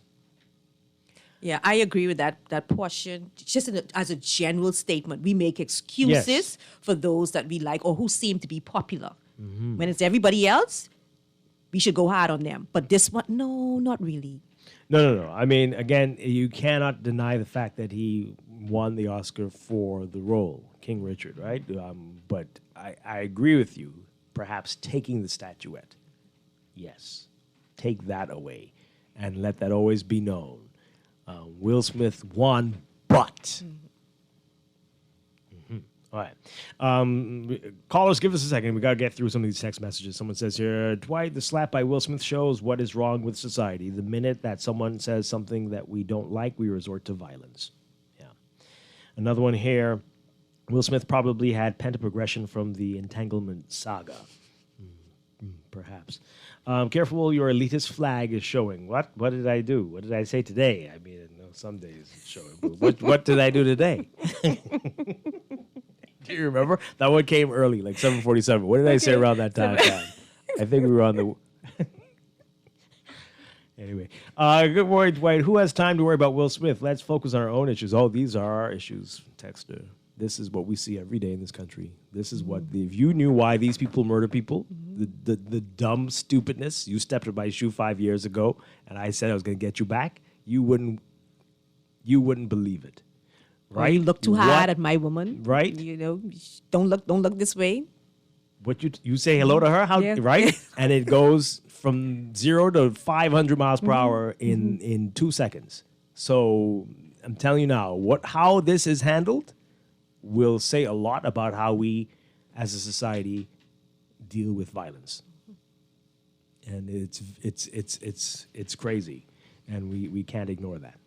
And these are the same movies. They go to watch, our young people go and watch these movies and see these things and see how this plays out. In a movie, in most movies, if that were to happen, somebody would be dead. And celebrities Somebody that we would hold be up. dead. So let's not dismiss this. This is very serious. These are our heroes, whether they're your heroes, they are somebody else's heroes. Because everybody in the whole country apparently knew that Jada Smith had alopecia. I certainly didn't know it. Pam didn't know it. But everybody knew because you all follow them very closely. Chris Rock apparently didn't know either. So the three of us didn't know. And so no, we can't ignore it. I'm telling you now. But the article that I read, it seemed as if it didn't say anything about alopecia, and she was embracing her new hairstyle. That's something that she loved. That's something that she liked. I didn't get the impression from the article that it was something that happened to her beyond her control. And so the joke, I mean, I don't want to try to justify anything, but the joke wasn't about that. Right. It was just, it was. She looked ready for G.I. Jane. Yeah, and it was she like, would be okay, great. yeah. If you watched that show, the Queen Latifah show, The Equalizer, I don't really care for it too much. But I watched it because they said that they were reunited, Jada and Queen Latifah. I remember the movie they were in, Set It Off. So they were reunited on the show. And it was really good. And I said, okay, Jada needs something. They need to give her a show, give her a movie. She could do action. That's a great suggestion. It will be great. You still feel that way? Nobody wants anything to do with them anymore. Can all the Smiths go away? The two kids too. It's like, right? Did you see the son? He tweeted, "That's how you do it." No, I didn't see that. That's what he's going to tweet. That's how you do it after your father humiliates the world. What do you expect, right? That's his daddy. Okay. This text here. I think the issue was Will noticed Jada's discomfort because she is not bald by choice due to alopecia, which is a sensitive situation. Okay. This one here. So many people are trying to give Will Smith a pass for walking on stage and hitting Chris Rock. Talking nonsense about how he was protecting his wife. She was sitting at the same table with Will, and Chris was not hitting her. This is a big problem in the world. People just believe that they can hit people. Will Smith was dead wrong for doing what he did. The better way to handle this was to wait to speak about it when he had the chance and to educate Chris and the audience. I totally agree. Trust me, Will calculated his move before he going on that stage to protect his wife. Something happened. It just didn't. It just seemed so premeditated because he was laughing at first. The texter goes on to say that had that been someone like LL Cool J, Ice Cube, or 50 Cent, Will would have still been sitting in his seat. You just cannot justify nonsense. I hope the Academy Award rescinds his award. Yeah. I don't watch the Oscars because it's foolishness, but when I found out Will slapped Chris, I break off running to see it. All this proves you can't take black people anywhere. That's a text, folks. You see, this is the same thing right there. Oh, boy. I was embarrassed. I was embarrassed until at that point because I was the television was on BBC and I just muted because it was on BBC Patsy and they called me an elitist. No, that's nothing to do with being elite, Dwight. I just think they are more diverse in their news reporting, and I just had to mute it because it just kept coming on, and I'm like I can't see that. That's just too embarrassing. I watched it about 25 times by midnight yesterday. Let's take these calls really quickly. We've got to go to a break. Good morning, caller. You're on the air. Good morning. Hi. Good morning. You're on the air. Okay. Good morning. You're on the air. Are you there? You had everybody waiting too long. 323-6232. 325-4316. 325-4259. We had that same conversation off air, Pat. I said that Will Smith knew he was going to win. Everyone knew he was going to win. I predicted it in my review, my column on Friday in the Nassau Guardian. But everyone knew last week he won the BAFTA, he won the SAG Awards, he won every single award possible. There was no doubt that Will Smith was going to win the Oscar. Maybe he had doubts. He had no doubts he was going to win. That was the only certain, the Troy Kotsur who won supporting actor, the two most certain awards of the night. He could have gone up there and said, Chris, I know you didn't mean to say anything, but Jada unfortunately has blah, blah, blah, and it's a serious condition.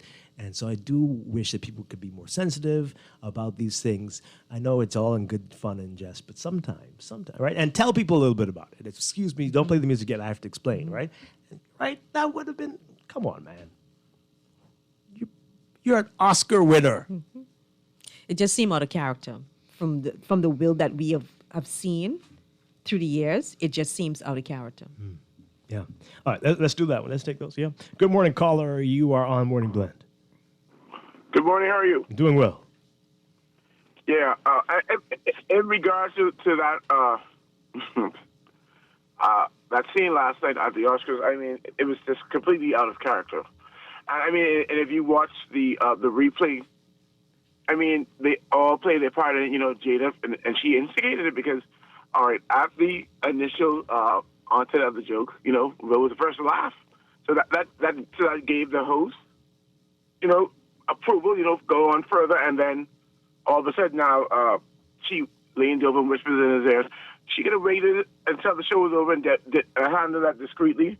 Now, this morning, it's sad because, and black equity is now further going to lose value. So the carpet's going to be put under their feet. Now they're going to be boycotting them. I mean, and it's just a sad state to be in. Mm-hmm. Yeah, it's awful. It's awful. Thank you so much for your call. Appreciate it. Have a good morning. Oh, you too. Then let's take this one as we go to the break. Caller, you are on the air. Good morning. Morning, Blake. How you doing, sir? Doing well. Good morning, Bob. How you doing? Good morning. Good thanks. Dwight, go to 2016, and there's a joke Chris Rock told about Jada, and this went back. This ain't just happened. Pam was telling me about this off air. Okay, so what was the joke? Can you say it on the air? Is it clean or what was it? No, I don't think It had so. to You do go with back to do it. it was a clean joke. It had to do with her boycotting the Oscars, and he made some joke to some effect and said it's like Jada boycotting the Oscar, and nobody Beyonce, cares basically. Right. When you go back, Dwight, you'll see it. This go back to this. We'll do this for Jada. We'll do that for Jada. We'll do that for Jada. Yeah. So this, because you see, he laughed at it. So he destroyed his career because he was trying to appease his wife. I think he won't get his wife. They don't need to get. I think he's probably trying to get his wife back. I can tell you no lie. Well, once he's unemployable, I don't know how much she's going to want him. Okay. So, how can I say it? Go on. But she already threw him aside before. It just didn't work out. All right, so we'll get to the rest of your messages, and then later we're going to be talking about the royal visit, or a recap of all of that and what came out of it, and whether we are in a different place today after the visit or further backwards. I have my views. We'll see what you say. All of that coming up after the break. This is Morning Blend on Guardian Radio, 96.9.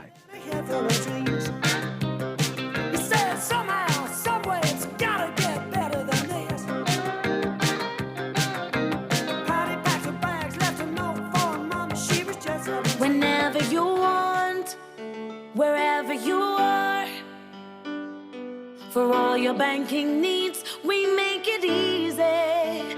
CIBC, First Caribbean, we've got all your banking solutions. CIBC, First Caribbean. CIBC, First Caribbean. Earning zero interest on your savings at the bank? With as little as $100, you can start earning interest on your money while you're sleeping, eating, or standing in line at the bank with the CFAL Savings Express Plan. Ready to invest? Start by putting $1,000 into our mutual funds and earn interest there too. Because at CFAL, your interest is our interest. Visit CFAL.com to start now. CFAL, growing wealth for future generations of Bahamians. Around the world, Cleveland Clinic is recognized as a leader in healthcare. Our team of experts relentlessly pursues the best for our patients. From groundbreaking cancer research to state-of-the-art heart surgery, life-saving innovations happen here every day. When it's time to travel for your health, it's time to travel to Cleveland Clinic. Your destination for care, for every care in the world. To learn more, visit clevelandclinic.org/Caribbean.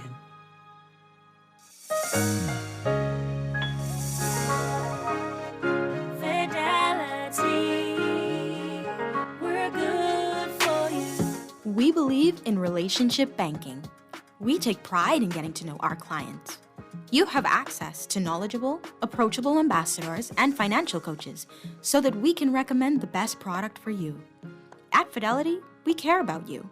From your financial health to your physical health, we can relate to you because we're just like you.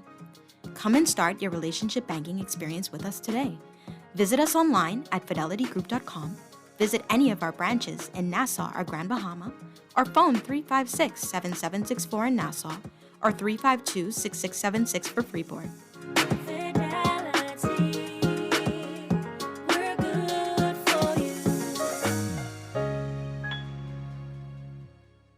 The Water and Sewage Corporation advises its customers in New Providence and the Family Islands that the corporation will commence mass disconnections beginning Monday, March 28, 2022, on all outstanding accounts and financial agreements. Customers who have not honored their financial agreements are advised to visit their local offices to update those agreements as soon as possible. And all customers are further advised to bring their accounts up to date to avoid the disconnection of their water and sewage services without further notice. Screws and Fasteners World, Balfour Avenue and Palm Beach Street, has those hard-to-find fasteners for you right now. You can find stainless steel regular hex, carriage bolts, galvanized bolts, threaded rods, nails, self-tap screws, sex bolts, anchor bolts, turnbuckles, masonry tools, hand tools, and weed whacker strings. Check out the rope selection and car body fasteners too. Special orders are welcome. It's your #1 fastener store. Screws and Fasteners World, Valpo Avenue and Palm Beach Streets. Call 326-1976.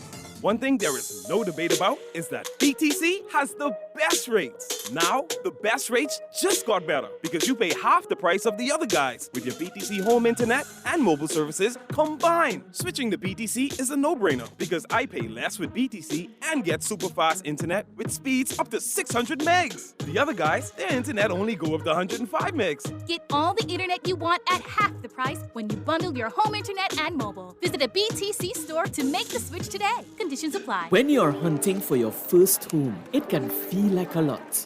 With RBC by your side, your home owning journey can be stress-free. An RBC mobile mortgage specialist will meet you almost anywhere, and you'll benefit from flexible repayment terms, lower upfront costs, and cashback where it matters. Pre-qualify to see what you can afford. Start at rbc.com/Caribbean/mortgages. Limited time offer. Wake up, it's a new day. This is Guardian Radio, 96.9 FM, Nassau, Bahamas.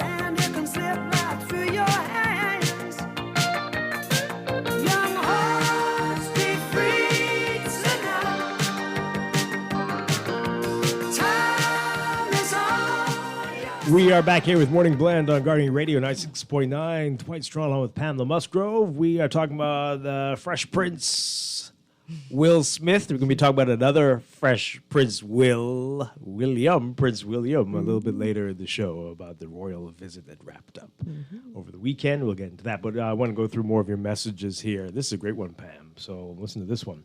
I think stripping Will of his award that he earned based on his ability to portray a character is as over the top as his reaction to Chris Rock's joke. I think the Academy should ban him for a number of years. I think that Chris Rock should press charges for assault. All right, so ban him, what does that mean? So what? I mean, well, yeah, how would the Academy He cannot be ban him? nominated. He can't be nominated, no matter if he does the greatest performance in the history of the world? The same performance that allowed him to earn that award, ban him from being nominated. Maybe they should strip him of being a member as well. They're generally members of the Academy. But okay. Whatever it is, But he's not he gonna needs to be punished. Unless he's producing the movie. He needs to be punished. He's not going to get a movie. I believe that. But okay, all right. More of your messages here. Someone says here, Will saw the pain on his wife's face and had a bad reaction. It was not right, but I understand why he did it. No. But he laughed. No. Initially, he laughed. You So what? understand why he got up and slapped another man? He laughed at it, and then when he looked over at his wife and saw her pain, he should slap himself because he laughed at it. This person says here, in my opinion, Jada is pulling Will down. Someone says here, I would have made all kinds of jokes using August after that slap. That's the guy with the, what's it called? Entanglement. Well, come on, man. You all hyping that staged event up too much. Staged. All them waking up this morning laughing at a night of fun and jokes while we are here trying to make something out of nothing. Oh, I don't think it was. In other news, am I the only person seeing gas above $6 a gallon? You all think Will or Chris up right now talking about that? Texter. You're not the only one. We mentioned it earlier. We're going to talk about it a little bit more, but it is. And what are you going to do? You're going to stop driving? Are you going to take public transportation? Are you going to walk? What are you going to do about it? We've been warning that it was coming. The what options, are you going to do? Our options are just not good. Public transportation, that's dangerous. Walking on the streets of New Providence, that's dangerous. Riding a bike, that's dangerous. We don't have taxi basically for the locals. The taxis are parked at the hotel or the airport. That's kind of non-existent. If you can afford the taxi, you might as well buy gas. So they probably wouldn't come, Dwight. If you call the cab to tell them come pick you up to take you somewhere, they probably where you at. Yeah. Oh, you're not at a hotel? You're not at the airport? Sorry. No. We can't help you. So our options are limited. Yeah. This text, we'll get to those calls in a second. This one says, I would have drop-kicked Will Smith off the stage. Security should have thrown him out and took away his award. How would Sir Sidney have looked at this? I think Denzel Washington and Tyler Perry were probably embarrassed by it. I think everybody was. Yeah, The I mean, entire in audience. particular, even though they went him, I think they were embarrassed. Lupita Nyong'o's face said it all. Just, what am I seeing? What am I hearing right now? You know? And this is the thing. The bad behavior is becoming so commonplace. It doesn't matter where you are. You could be at the beach or you could be at a black tie event, but people will just lose all their senses and just carry on as if they think they're home. So he crossed the line because you're always saying to persons, you have no right to touch or put your hands on another person. It doesn't matter what they say. You have no right. And he crossed the line. And so the Academy must punish him for that. All right, let's take these really quickly. Good morning, caller. You're on the air. Hey, morning. How's everybody doing? Doing Good well. morning. Awesome. I just want to make a comment on this whole Will Smith situation. I might be wrong, but just to offer my, I guess, analysis or loose analysis, whatever you want to call it, or just guesstimation. I feel this is what happens when you kind of in an unhealthy relationship. And, like, the dynamics of the relationship is that men have certain needs, and I believe that respect being one of them, and, you know, other base needs as well. But I feel like in an unhealthy relationship, when one part, like, I don't know what their history might be, but clearly there's been some kind of history between the two of them. And I think Will Smith kind of reacted to his wife's reaction in fear that she might use his laughing in that situation against him to embarrass him further on, which affects his need for respect. And I wanted to parallel that to what goes on in, like, with tie to crime and apply it to Nassau. I feel a lot of time in relationships, whereas you see it affects crime, because I spoke to a police officer personally. You know, she told me about crime. She said most of the time she saw some robbing and stealing and killing with this money, just so they could, support the economic or financial demands of their female counterparts. And that made me think, you know, it's like, if you think about it, most of the time these crimes are motivated by, like, the pressure being put in the male to provide for his family or for, you know, in this relationship. And a lot of times he saw them resort to these, stealing and robbing just to avoid the fear of disrespect or stress or whatever. So I just want to tie that to how in an unhealthy relationship, how these dynamics work sometimes. Yeah. That's all I wanted to say. Thank you very much. Appreciate that. Let's take this call, and we'll get to a couple more text messages before we take a break. Good morning, caller. You're on the air.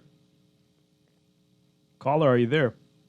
No. Okay. This text here. Dwight, we already have an issue with young men knowing how to resolve issues, and now we have Will Smith with 60 million followers slapping a man for saying words as a joke. What an utter disgrace. This one says here, I think Will could have handled that situation later by talking to Chris. Better by talking to Chris later that evening. He was wrong, but to take back his Oscar has nothing to do with this. It borders on silly cancel culture. Well, that's one person's opinion. The Academy has to do something. Someone says here, Chris knew Jada was ill. I don't know how you can say what he knows. But anyway, Chris knew Jada was ill. A simple Google search before coming on air would have revealed that. Why would he do that? Why would he do that? You see her in the audience, and then he doesn't know who was going to be there. Come on now. Anyway, 2, wasn't the first time Jada mentioned she was upset with the Chris Rock joke. You talking about the joke from years ago? 3, don't joke about a man's wife, kid, or mother. She's an actress. She's a celebrity herself. Come on now, folks. And someone who's bare her dirty linen out to the public. Come on. She's not like okay, let's say Denzel Washington's wife, who's not a celebrity like that, right? That's a little bit different. She is an actress in her own right. She is a well-known celebrity. That's kind of crazy. I don't know. Comedy does not give you free reign to say whatever you'd like. Well, that's what's happened in the past. Okay. They go on to say there are anti-Semites, racists, and murderers who have Academy Awards, but we are still, but we're taking a stance with a slap. Stop it. No. See, this is not at a party and you're standing up and talking and then you turn around and slap someone, although that's wrong. This man was on national television, well, world television, where millions of people were watching this, and he made an effort. This was not something that was an impulse. He made an effort. Removed himself from his seat, went on the stage, went back, and still was heralding explicits. That is unacceptable. That is totally unacceptable. Reaction is a bit odd. Okay. Will Smith was out of order. However, for those who have not watched King Richard, go watch it and see how great Richard Williams was. King Richard is a real family man and persevered and elevated his daughters among all odds in spite of jokes, discrimination, etc. So you're saying Will Smith is nothing like King Richard Williams. Perhaps. This one says here, I bet Will Smith would never have hit The Rock, but he would get away with that because that's Chris Rock. Mm-hmm. Perhaps. Yep. And another one here. Here's my thing. Chris personalized the joke by calling Jada. So if that was your trigger, you should have yelled, keep my wife's name out of your mouth before the insult entirely. What? If Will didn't laugh, I might be inclined to believe that was in Jada's defense. That was because he laughed.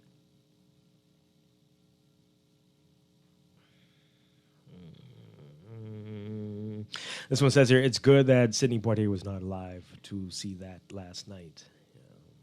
Well, on the good side of what happened last night, while Will's actions send a bad message when it comes to the stereotypical angry black male, Chris's actions prove that black males can be calm and in control and not react in ways that we are often colored as in any situation. It shows that we are capable of making good decisions in situations like that. Yeah, that is a good text. Yeah. That is, I support that. More Chris Rocks, eh? Maybe more Chris Rocks, boy.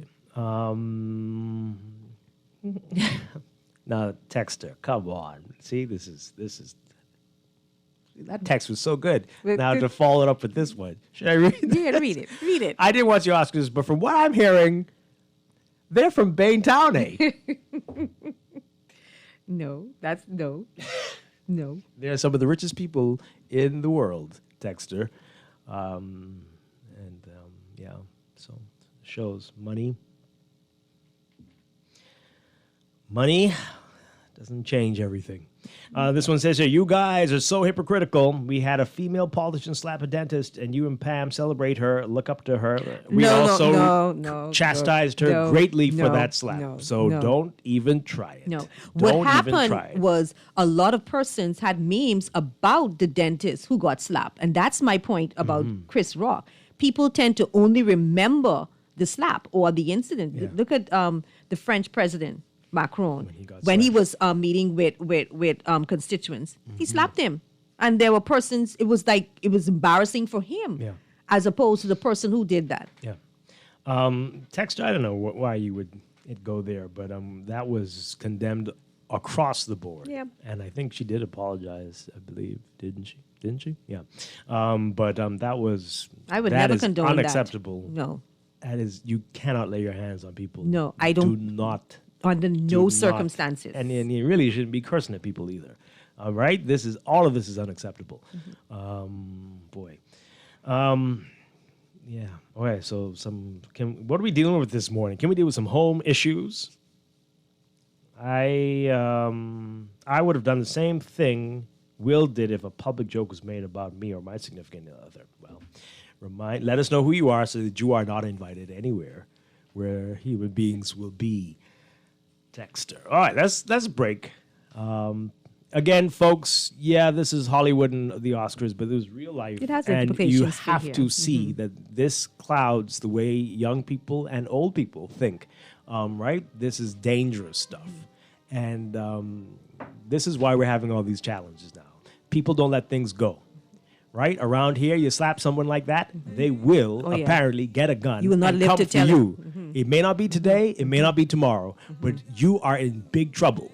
And we have to find a way to change this culture. It's dangerous. So ignore it at your own peril. We've got to do something about this. When we come back, we're going to look back at the royal visit, what came out of it, and where we're going to go from here. This is Morning Blend on Guardian Radio. We're back after news headlines. Make you want me. What have I gotta do to be heard? 96.9 FM. Fresh news, smart talk, all day. The views and opinions of the hosts and guests are their own and do not necessarily reflect the position of the management and staff of Guardian Network. Wake up, it's a new day. Wake up, it's a new day.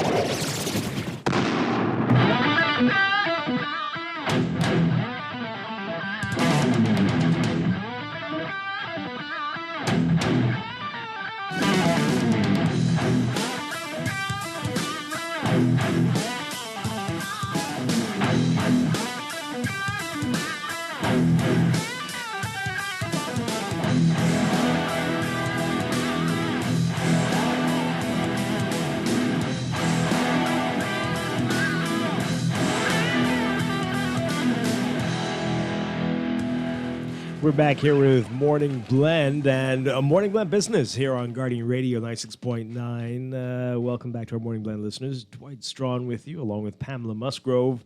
We got a whole lot of messages about Will Smith. But I would have made this comment from Michael Steele. He's a commentator on. We do want to move on, but you read that one. I got a couple I want to read too. What a sad commentary when you slap the crap out of someone on live TV, win an Oscar, get a standing ovation, and then accept the Oscar talking about love. There was so much wrong about this moment. Yeah. He's a black commentator on he's a former Republican chair turned kind of like Democrat. I think he was against Trump, and he commentates on MSNBC Morning Joe. Wow. Yeah. This is I agree this totally is an with him. American who's tweeting this, a black American. For the rest of his career, Will Smith's Oscar win will be associated with this moment. That he wasn't escorted out by security is a reminder of two Americas, that if you are rich and famous, rules are different. That he sat back in his seat proves that Will also knows that. Boy, oh boy. This one here, this is a clear example of how one bad choice, Will Smith, can overshadow a wonderful achievement. His action not only took away from his moment, but also Richard Williams and the entire Williams family. This beautiful night was ruined by this dumb move. And just a couple, because we do want to get to the other Prince Will. In just a moment. Prince William, it's different. It's different. Get it right. Yeah. Dwight, as a man thinketh, so is he. How many jokes about other people has Will not laughed at, or cracked, Texter? He also, right? Anyway, the shoe was on his foot, and he could not bear it. The last laugh is always the best laugh, and bullying never pays off. No, I agree totally.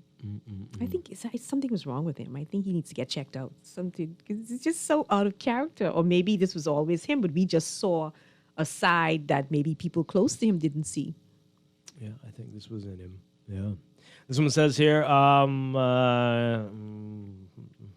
Twilight, I'm done with you and the texter. You with the texter complaining about gas prices when you said, "What are you going to do? Catch a bus or walk?" Well, I mean, yeah. If you want to talk about it, what are we going to do? We said it weeks ago, Pam, right? That hey, perhaps the government should consider a cap. And since we said that, how many different countries have done that?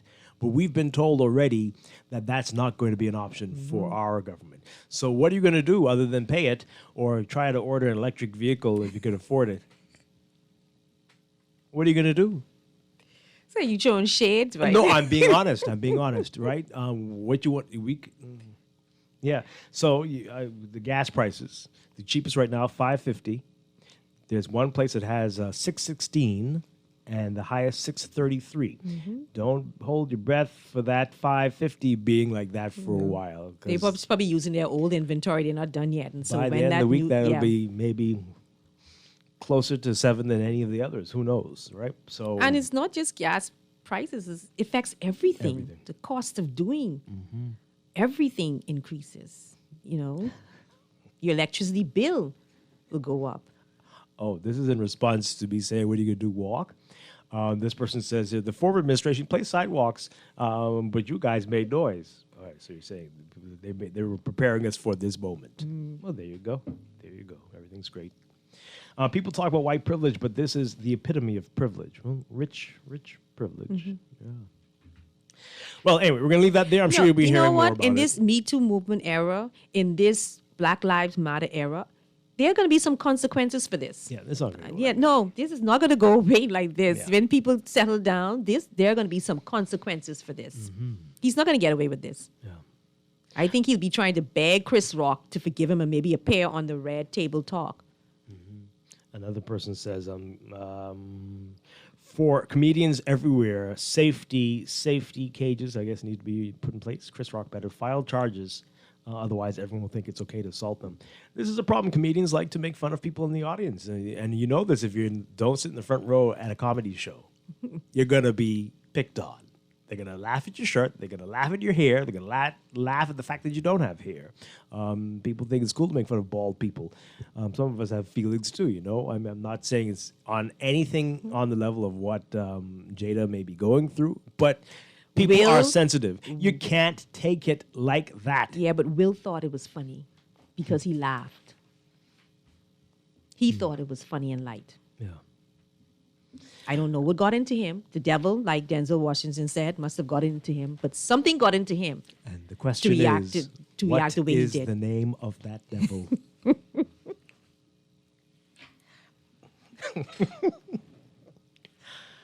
What is the name of that devil? I'm sure Will knows that name very well. Okay, folks, let's move on to the true Prince William.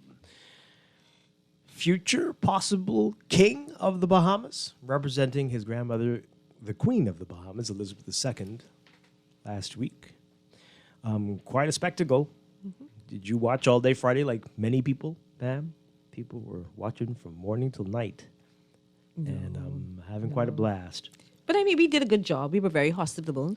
Yeah. And we... especially compared to Jamaica and Belize. Right. Much better he had a good time in those countries as well, But the negatives here were much diminished compared to some of the things that happened in those two countries. I think it was highlighted. It was highlighted in the international press, again, because I've said about what's going on with Black Lives Matter, the pandemic. These things are coming to the forefront.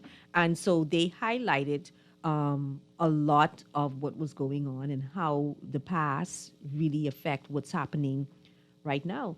And the royal family is alert to that. Yeah. Because during his trip, he had his aide, and they were briefing him. And that's why he pivoted and made the change in terms of his speech and address the issue of him being in charge of the Commonwealth. Persons were saying that he should have done that at the beginning of the trip. And I think they said he wanted to make some comment to that, but he didn't. Who people said that? 'Cause, I mean, there was no real opportunity for him to do that. No, media was okay. after the criticism. When they heard his speech in the Bahamas, they were saying that should have been made at the beginning of the trip. But then some of his aides were talking and saying that he wanted to address, but he didn't know how to. Yeah, but that was the right what time. happened with you happened couldn't do with it Jamaica. at the school. You couldn't do it anywhere else. You wouldn't do it at the airport. He wasn't allowed to speak. But that's why he didn't, because there didn't seem to be an opening. But when Right. the Prime Minister for Jamaica made that comment, he made the shift. Yeah. We're going to get to what he said, if you missed it, in just a bit. But for the final legs in Abaco and Grand Bahama, take a listen to this report from our Bertha McDermott of William and Kate, the royal visit to the Bahamas. The royals starting the second full day of their Bahamian visit in storm-stricken Abaco. The first stop, the Daystar Bible Church in Dundastown, Abaco, to see Hurricane Dorian recovery up close. Local pastor Bishop Silbert Mills giving a sombering picture of the damage. Bishop, this one noticeably was a lot stronger and worse than anyone had ever experienced before in the Bahamas. I never experienced in the Atlantic. Mills says the moment allowed him to show the royals that nothing escapes Dorian. Friendship Tabernacle Church occupied the property for 65 years before moving. It has significant historical value, a gift from King George VI. This means a whole lot to see British royalty come back to a place that is so connected to the British in regards to this property. It was also a time to sit with members of the community. Next, a short drive to Memorial Gardens for a ceremony and wreath laying. The site commemorates Hurricane Dorian victims.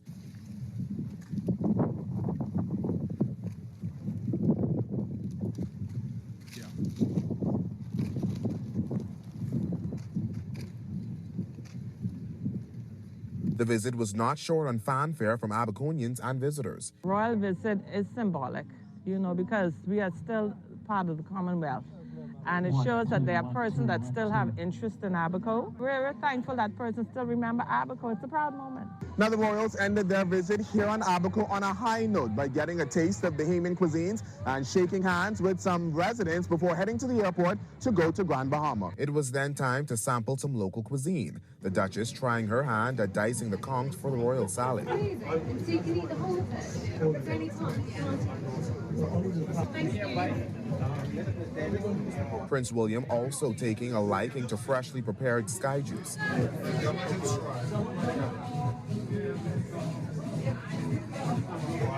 And of course, there's lots of handshaking and warm greetings.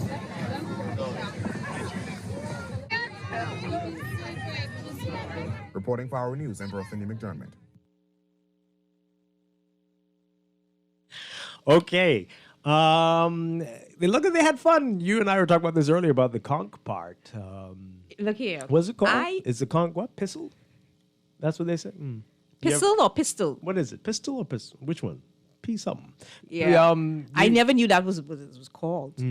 But, Have you had it before? Never.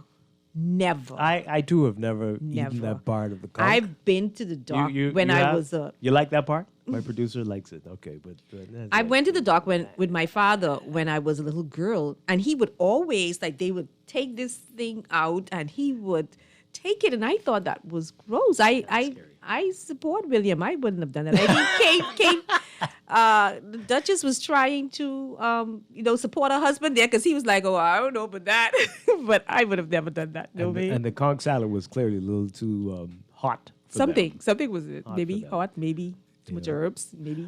But hey, good sports, at least Kate, in that regard. I wasn't into that. But yeah. So I mean, should you be eating that? Should tell them not everybody is into this part. But and some I guess if you're eating oysters, you could if you like oysters, then you can eat that. Right. I guess. Sure. But hey, they had a great time. I see some calls coming in. We do want to get to what Prince William said at the state reception, the fancy state reception there. Pam, were you there? All the fancy muckamucks were there, so I assume that means you were there. I asked you last month if you got an invite. You said no. So I told you that you were not going to be there. No, I was not invited. I was not invited. Oh, what? So I see. Now I'm beginning to think this was intentional. But I was not invited. But that's okay. That's fine. It's it was perfectly okay. fine. Yeah, it was okay. It was okay by me. Right, exactly. Let's take this call before we get to that part. Good morning, caller. You're on the air. A godly day again to you on a palm, of course, Dwight. Hi. Dwight, I want to elaborate on the royal. What's his name again? William. Prince William. Mm-hmm. Prince William. Duke of Cambridge. Yeah, right. I want to elaborate on his monologue in which he made at the hotel. Okay, you want to hold on? We're going to play it for everybody to hear, for those who missed it. Okay. And then you can hold or call back, yeah? All right. Yeah, call back. Call back Braven.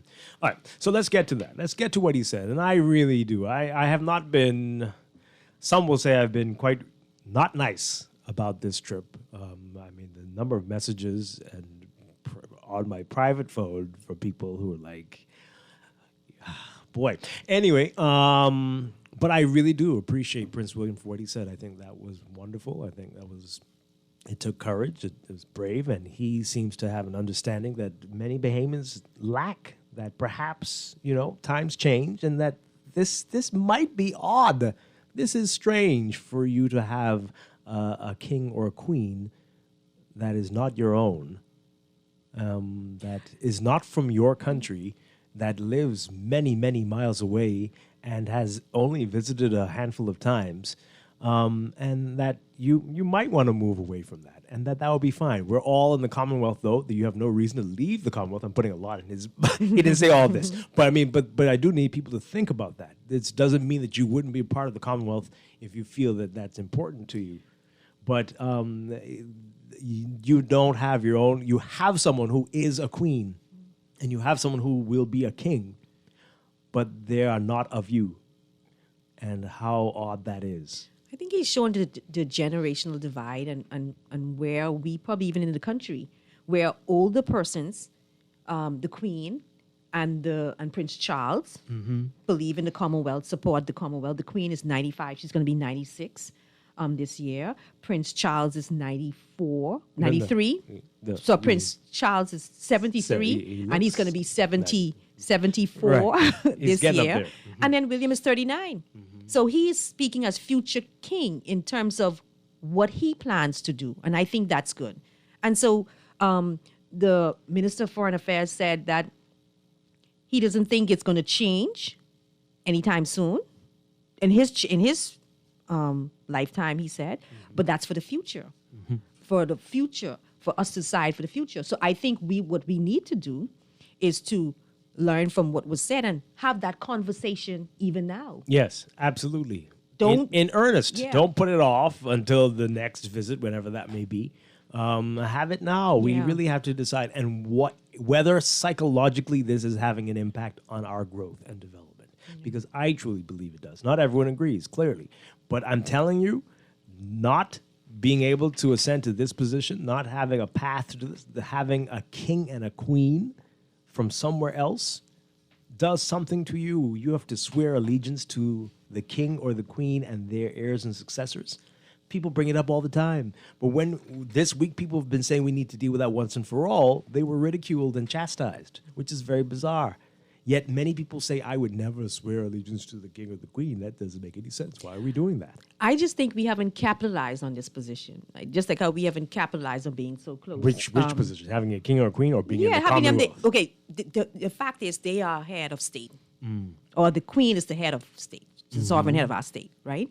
We haven't capitalized on that. How can you? The royal family is the British most valuable national asset. And when they go out like this, it's to brand. It's a UK branding tool. It's their ultimate promotional tool. That's what they are to the UK government. To display the UK out to the world, to strengthen relationships, international relations, but also that's almost like their tourism brand marketing. It absolutely is. Right? It's a huge thing. That's one of the main reasons they haven't abolished the monarchy yet, because it's a huge tourism draw. But what does that mean for us? So my thing is, the fact is, the Queen is head of state. What are we doing to capitalize on that, this little country like the Bahamas? How can you? I'm waiting for you to tell us. There's lots of things, right? In a country where we say all the time that our culture is under threat, we are, and I said it last week, I mean, something is very wrong with us. We are trapped in a time warp. And the Bahamas is not alone. Many other Caribbean capitals look the same way. They all have colonial designs, right? We are like our colonial masters when they came. We have designed all of our downtowns like that. Well, they have all moved on, right? They've all moved on. There's modern cityscapes in London and all over Europe They don't look like the way these little countries look now. But you know what they but do? We are trapped with their culture and holding on to the things that were important. As someone was explaining on one of the shows on this station, how much of our food is rooted in British culture, passed on by British or American loyalists who came here. That's Again, who we are, the British. though. But that's a part of our past. it We can is, but build on we're- it, but that's who we are as a part of our past, and nothing to be ashamed of. Yeah, but we celebrate them more than we celebrate ourselves. There's nothing a Bahamian could have done.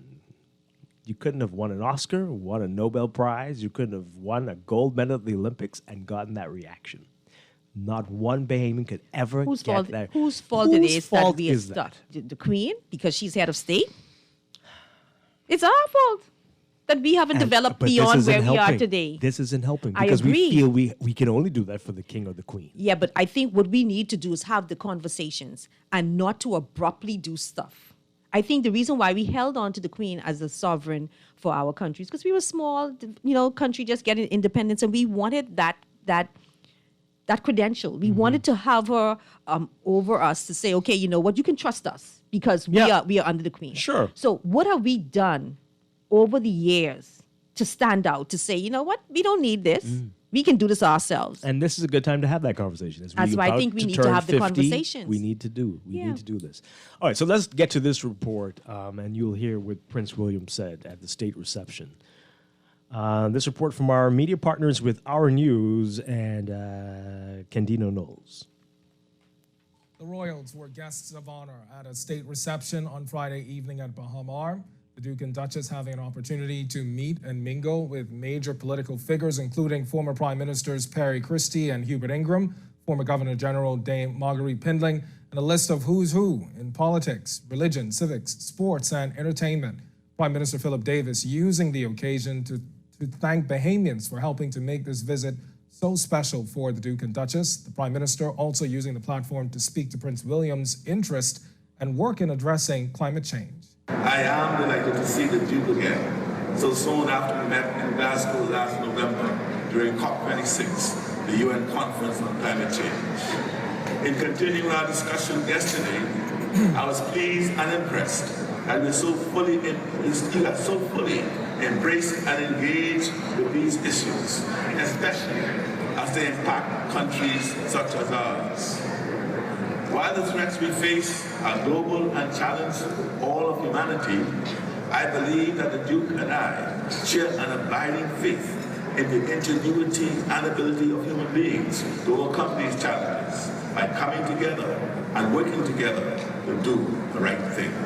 Governor General, His Excellency Cornelius Smith, also publicly welcoming the royal couple while speaking to the decades-old relationship between the two countries. We in the Bahamas, therefore, highly value our special relationship with the United Kingdom, and your visit further emphasizes the friendship which is so meaningfully bind us together. Your Highnesses, distinguished ladies and gentlemen, I believe it's important to note that the Bahamas has been graced by visits of our royal family on 17 separate occasions, dating back to 1959. Prince William, in turn, thanking the Bahamian people for their hospitality and recalling how he once snorkeled in the beautiful waters of the Bahamas as a child with his late mother, Princess Diana, describing it as the best holiday ever. What he said next, signaling the progressive position the Crown is taking towards the sovereignty of its former colonies. We support with pride and respect your decisions about your future. Relationships evolve, friendship endures.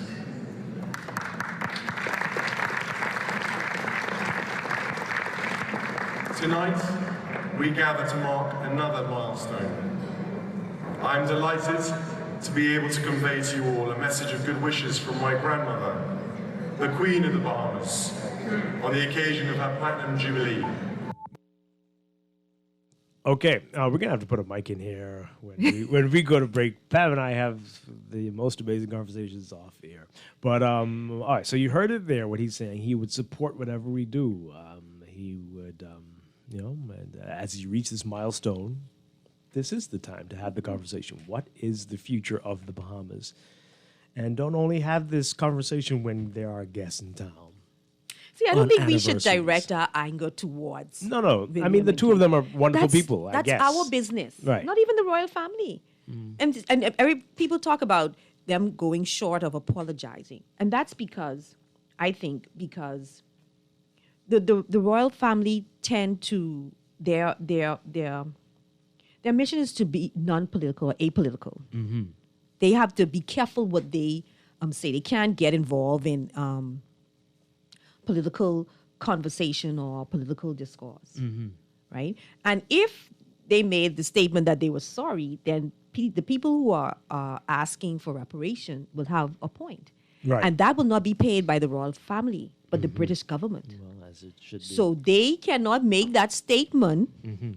unless they get the approval from the British government So we got to talk to Boris. to make that statement. You know, I was listening to, I was watching a talk show in the UK, and there were three persons, and this lady was like, you know, she don't think the British government should pay reparation because you cannot blame you cannot blame persons today for what their ancestors did many years ago. They're not at fault, you know. And the other lady on the show was saying how, you know, Germany had to pay reparation and they didn't complain about that to the UK. So why now are they saying that Which war are we talking about? World War II? Yeah. So they say Germany paid reparation. They also So- did that in World War One, which led to World War II Yeah. indirectly, right? Because they put them in such a weakened place that it caused the rise of an Right. Adolf Hitler. So sometimes it can cause more problems than it's worth. Right. But anyway, just But just she saying. was saying that, you know, so why are you saying now that Britain... So they have their conversations in the UK as well. But at the end of the day, it will be the UK government that will Yeah. decide to pay some form of reparation. But I think we can capitalize on the relationship. And that's what these diplomatic relationships are all about. We are utilizing the skills and the expertise of those more advanced countries to help us. Are we calling on them? Are we calling on them for assistance? You know, Canada, New Zealand, and Australia still have the Queen Yeah. as head of state. Yeah. And look at where they have progressed compared to where we are. Okay, I'm glad you brought that up. So it's not the royal family per se at this point. Yeah. But there are some big because- differences with them, though, and these are things we talk about often on this show, right? Their structure is very different from ours. They have decentralized governments. And again, that's not the royal family's issue. That's our issue. And they are decentralized, and they're federations for the most part, especially Australia and Canada. And they have autonomous governments within the country that make decisions for their specific areas. And that's why you are seeing developments across the country, not just centered in the capital. In fact, in both Canada and Australia, the capital is not the largest city, not even the second largest city, right? And that says a lot about what's going on there. But that's what the people of Canada That's right. have done. We have to get serious about this and really look at everything, question everything. We say we have a crisis in New Providence with land. Well, then perhaps New Providence should not be the be-all and end-all of everything in the Bahamas. We've got to move things out of here, including perhaps the capital. But that's a deep, deep story. And that's what Prince William said of these Caribbean islands that he visited. The future is depending upon your people. It's up to you, not up to the sovereign, but it's or him. When he becomes sovereign, it's up to you. All right, let's get your reaction to it, folks. The visit. What do you think? What does it mean going forward? What did we benefit from this? What should be the takeaways from it? What is the next step? Was it just a few days of photo opportunities, or will this bring about some real differences for the Bahamas going forward? You know what I noticed too? Kate and William are climate ambassadors, so to speak, or influencers, if you probably can say they are also climate influencers. And when they came here, they drove around in an electric car. Yeah. An electric car right from the Bahamas. Right, not made here, but made in China. China. So that's fine. That's perfect. But our good friends at Easy Car Sales Yeah. supplying those vehicles. So they basically practiced what they preached. They wanted to show that they were committed to this cause, and so I imagine that they requested to be chauffeured in an electric car.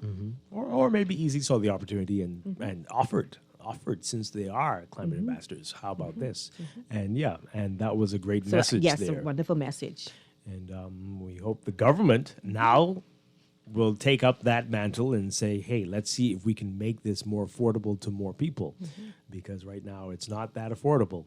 And right? And we've been that's saying some of the for a things that little they can while. do. Yeah. I know they're saying they cannot do anything. It's not that they cannot. They don't wish to do anything at this point. Yeah. All right, let's take this call and then we'll get to your messages and we've got to take a break. Good morning, call. You're on the air. Dwight. Hi. I want to make two statements. I want to ask you two questions. First, the first one is: do you think our leaders, Bahamian leaders, right, prime ministers and those, were lying to us, or were they able to read properly when they told us that we are independent? That's my first question. My second question is, right, you haven't played all of the Duke monologue, right?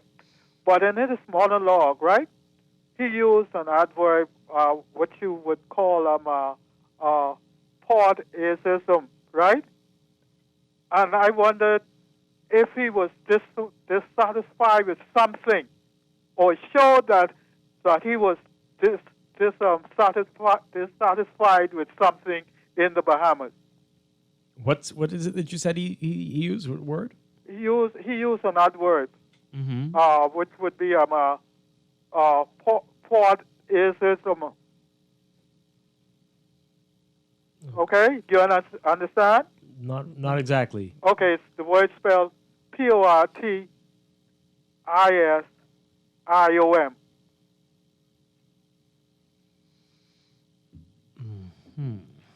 Okay. I'm not familiar with that. Let's see what that is. And I wondered, I said, now, he saw something or he heard something in which he disapproved of, why he had to speak in that manner. I'm not sure, but I don't think he did. But he recognized that, and I'm sure you heard that there were some groups who were talking about protests. The Reparations Committee did issue a letter. That got well publicized. Yeah. The international media picked up on that letter from the Bahamas Reparations Committee, and so that got a lot of attention. The View. I mean, the one from the people, Bahamas? yeah, like many people care about that. But The View, so I so think that got a lot of attention. Yeah, they used that as an opportunity yeah. to address the issues. That was a big that thing. happened in the past. And then, as we said on the show on Friday, Friday was a big day, a UN recognized day. It's such a long title. I have to pull it up because I can't remember all of it. But it was the International Day of Remembrance of the Victims of Slavery and the Transatlantic Slave Trade, right? So that was a big thing on Friday. Just so happened to be the same I day. think we should be recognizing those Absolutely. days. That's our past, and I know it was Can't brutal, escape it. but yeah, let's look at it and see how we can build for the future. We should have several slave museums Yeah, here. We see, should have all lots of that, things. all of that, Yeah. and with the royal family, and that can attract tourists, and we can get money for that. People And wanted to come and see it. They should have gone to, Yeah. if we had one of those, gone to And people will do it if you have a museum on slavery that showcase what happened many years ago. People will do it. Absolutely. Messages, we go to the break. Someone says here, Dwight, how about you invite the Governor General, the Queen's actual official representative, onto your show and tell the GG about your desire for a republic, disdain for the monarchy, and your demand for reparations with the amount you want to be given them.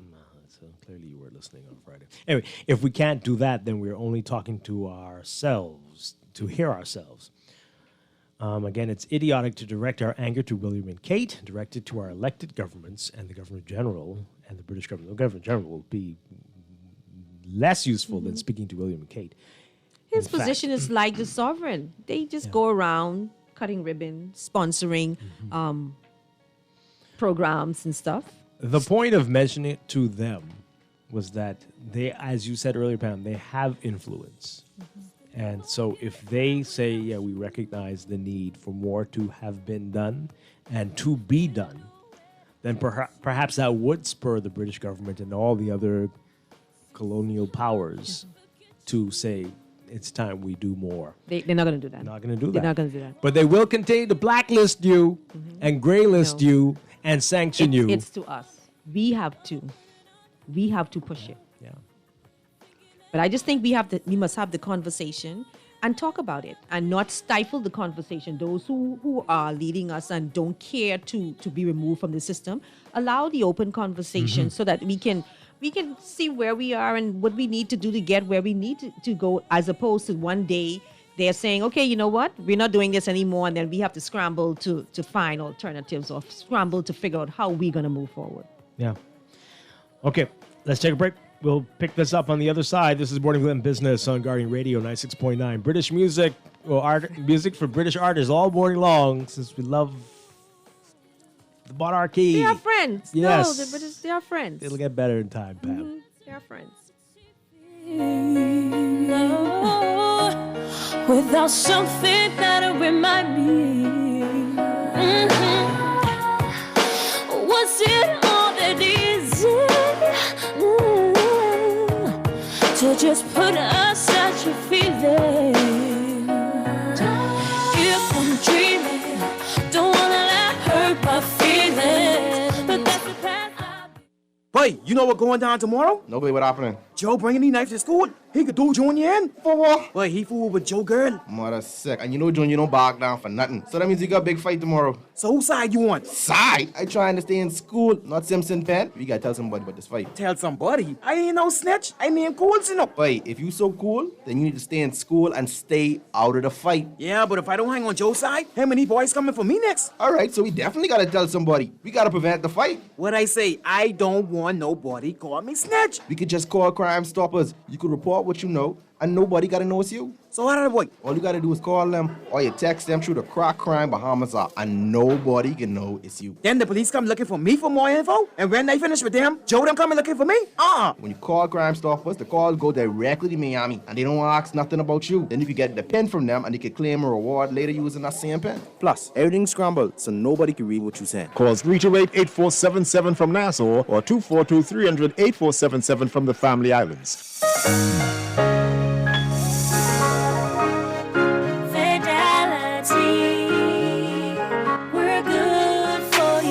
Know how important collecting your money can be to the success of your business. Start your relationship with Fidelity today so that we can show you the many options available to you with our merchant services. From click and pay options online to merchant terminals and e-commerce options. We're here to help your business succeed. For more details, speak to one of our business development officers at 356-7764 in Nassau or 352-6676 in Freeport. Visit our website at fidelitygroup.com or visit any of our branches.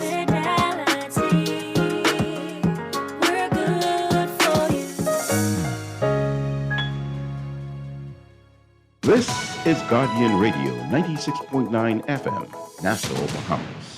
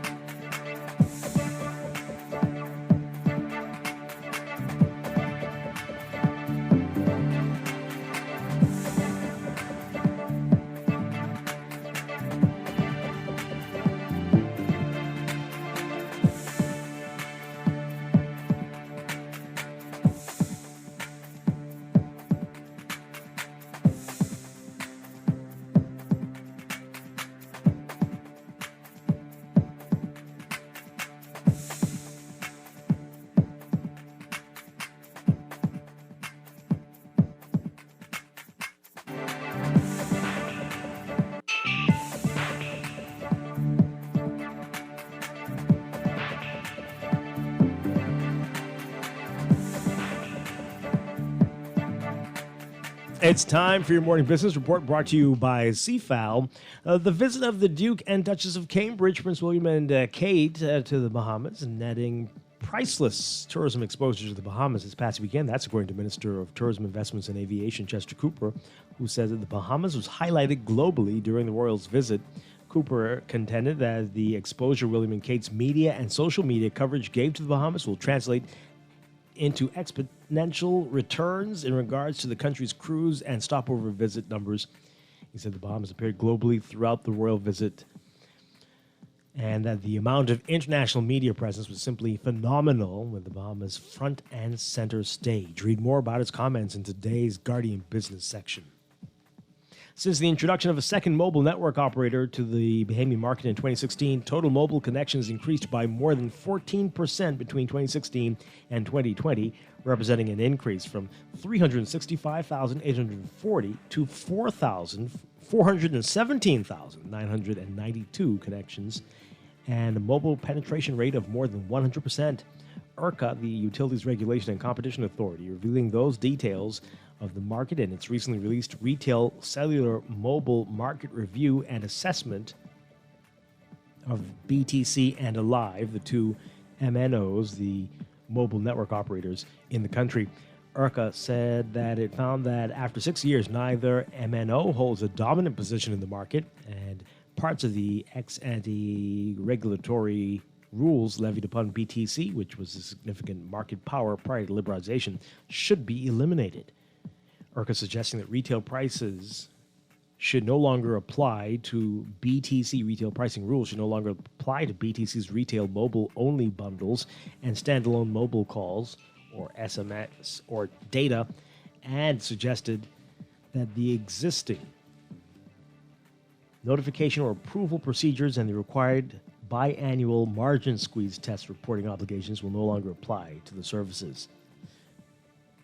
IRCA saying that as a result, beginning in the 2022 financial period, BTC is no longer required to submit accounting separation and cost accounting results in relation to its retail mobile activities.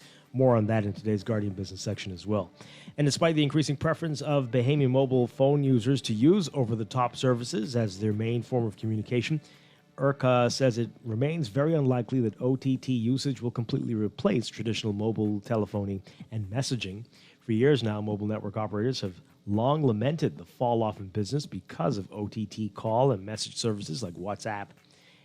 In that market review, IRCA revealing that 97% of mobile phone users use some form of OTT services to communicate. In fact, data found that the average usage of short-term messaging services fell consistently from 28 messages a month in 2016 to 8 messages a month in 2020. In your Market Watch recapping trading on the BISX, from Friday, your market movers, APD Limited moving 115 shares, closing unchanged at $39.95. Commonwealth Bank moving 10,100, up 12 cents to $2.66. J.S. Johnson moving 200, unchanged at $15.50. Consolidated Water unchanged at $2.04. Emera Incorporated up 5 cents, closing at $11.79. The BISX All-Share Index closing at 2,228.99, up 15.69. That's your Market Watch, and that is your morning business report brought to you by CFAL, growing wealth for future generations. And tune in tonight for CFAL Talks on Guardian Radio 96.9. The topic tonight, making tourism work for the citizenry. That's tonight at 6:30 p.m. right here on Guardian Radio 96.9.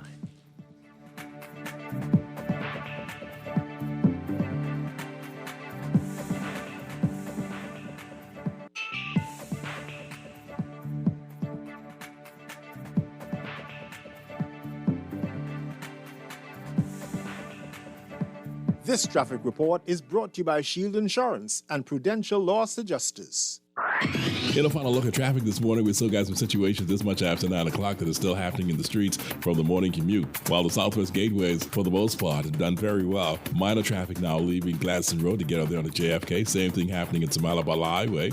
It's a little bit slower getting out of Carmichael Road because Blue Hill Road itself is having some issues. Getting over the hill in that Tonnage Million Highway has been the challenge for the morning, since situations on Tonnage Million West Lane, as well as the traffic that's coming in off of Independence Drive West Lane going into that same Lane roundabout has been slow and causing some challenges there. As for the remainder of the island, the morning commute is on the way down. Marathon Road, traffic flowing to Wolf Road quite easily. Same thing on Soldier Road, even though Bernard Road has been very heavy going into that intersection there at Wolf, Bernard Village and Soldier Road. Even the Eastern Road, the traffic now minimized for what's heading up there onto Shirley Street. The ride slowed down on West Bay Street coming in this morning, with hardly any real serious stops along the way. And there's just minor traffic at the 6-lane roundabout, the remnants of the morning commute finding its way through. So the only area that's really causing concern is that Blue Hill Road roundabout there at the junction of Tony's $1 Million Highway and the Independence Drive Highway. This final look at traffic this morning brought to you by Dr. Danny Johnson and Associates at Foot and Ankle International, who's available to assist with all sorts of foot injuries. They're located atop the hill at Fort Charlotte on Dean's Lane,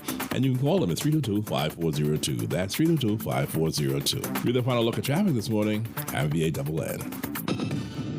Michael was in a horrible car accident. Prudential Loss Adjusters managed his claim and got him the settlement he deserved. Sierra's roof received hurricane damage. Thanks to Prudential, she and her kids are happy with their claim settlement. Tammy fractured her ankle in a slip and fall. Prudential saved her time, money, and peace of mind. Prudential Loss Adjusters are here for you whenever a tragedy strikes. Call 322-4026 now. Don't wait for disaster to strike. This hurricane season, be ready. Protect your home with an affordable and comprehensive home insurance policy from Shield Insurance. You can't control what nature blows your way, but with Shield Insurance, you can rest easy as you ride out the storm. Protect your largest and most valuable investment. Don't take a chance. Put your home in our hands. Shield Insurance agents and brokers in Nassau. Call 356-7202 or Freeport 352-5945. This is Guardian Radio 96.9 FM, Nassau, Bahamas.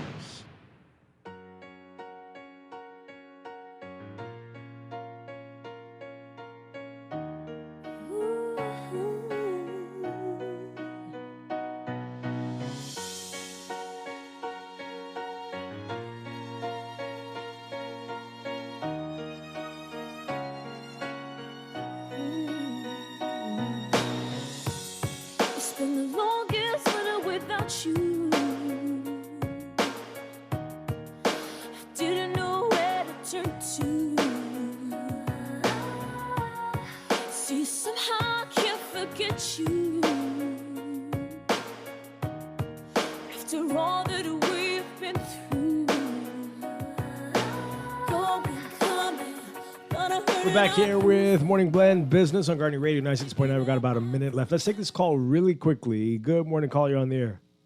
Good morning. Hi.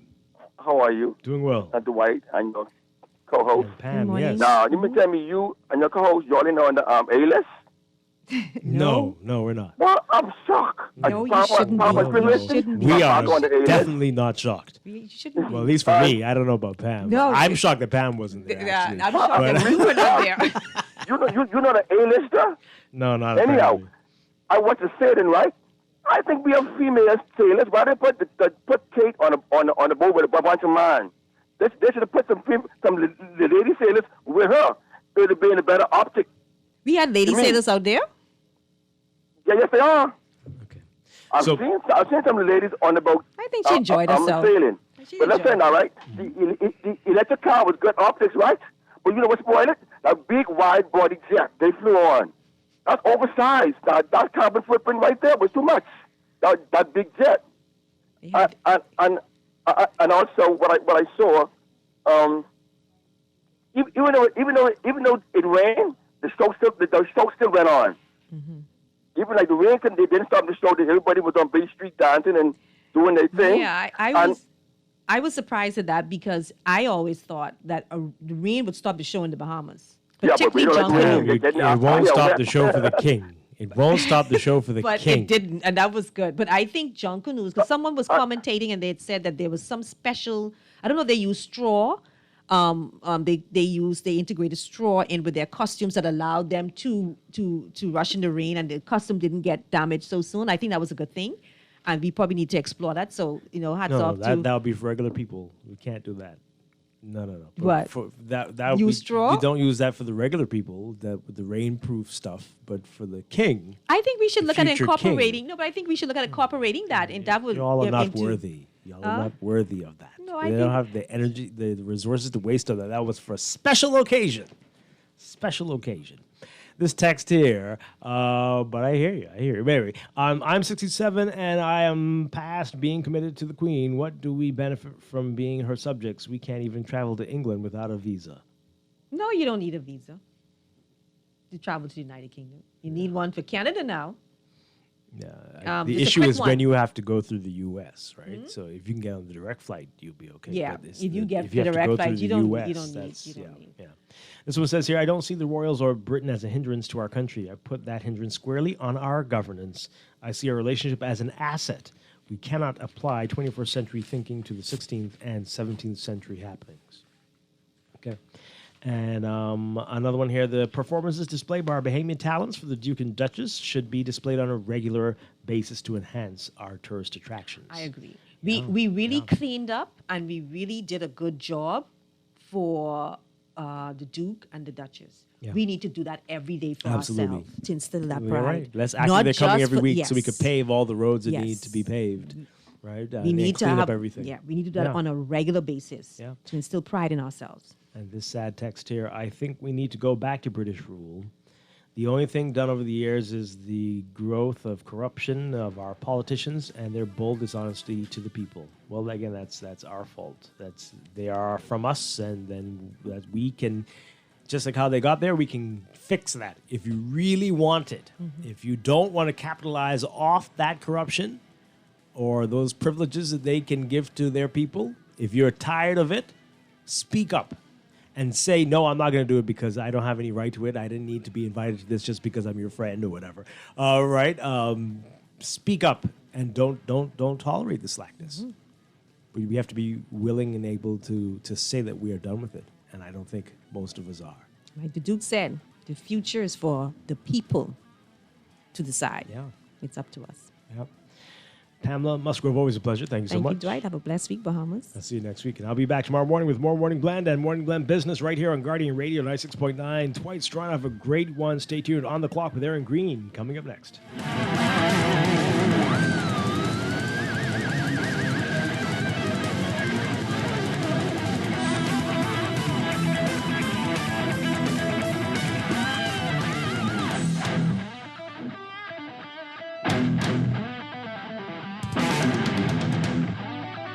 This is Guardian Radio 96.9 FM, Nassau, Bahamas.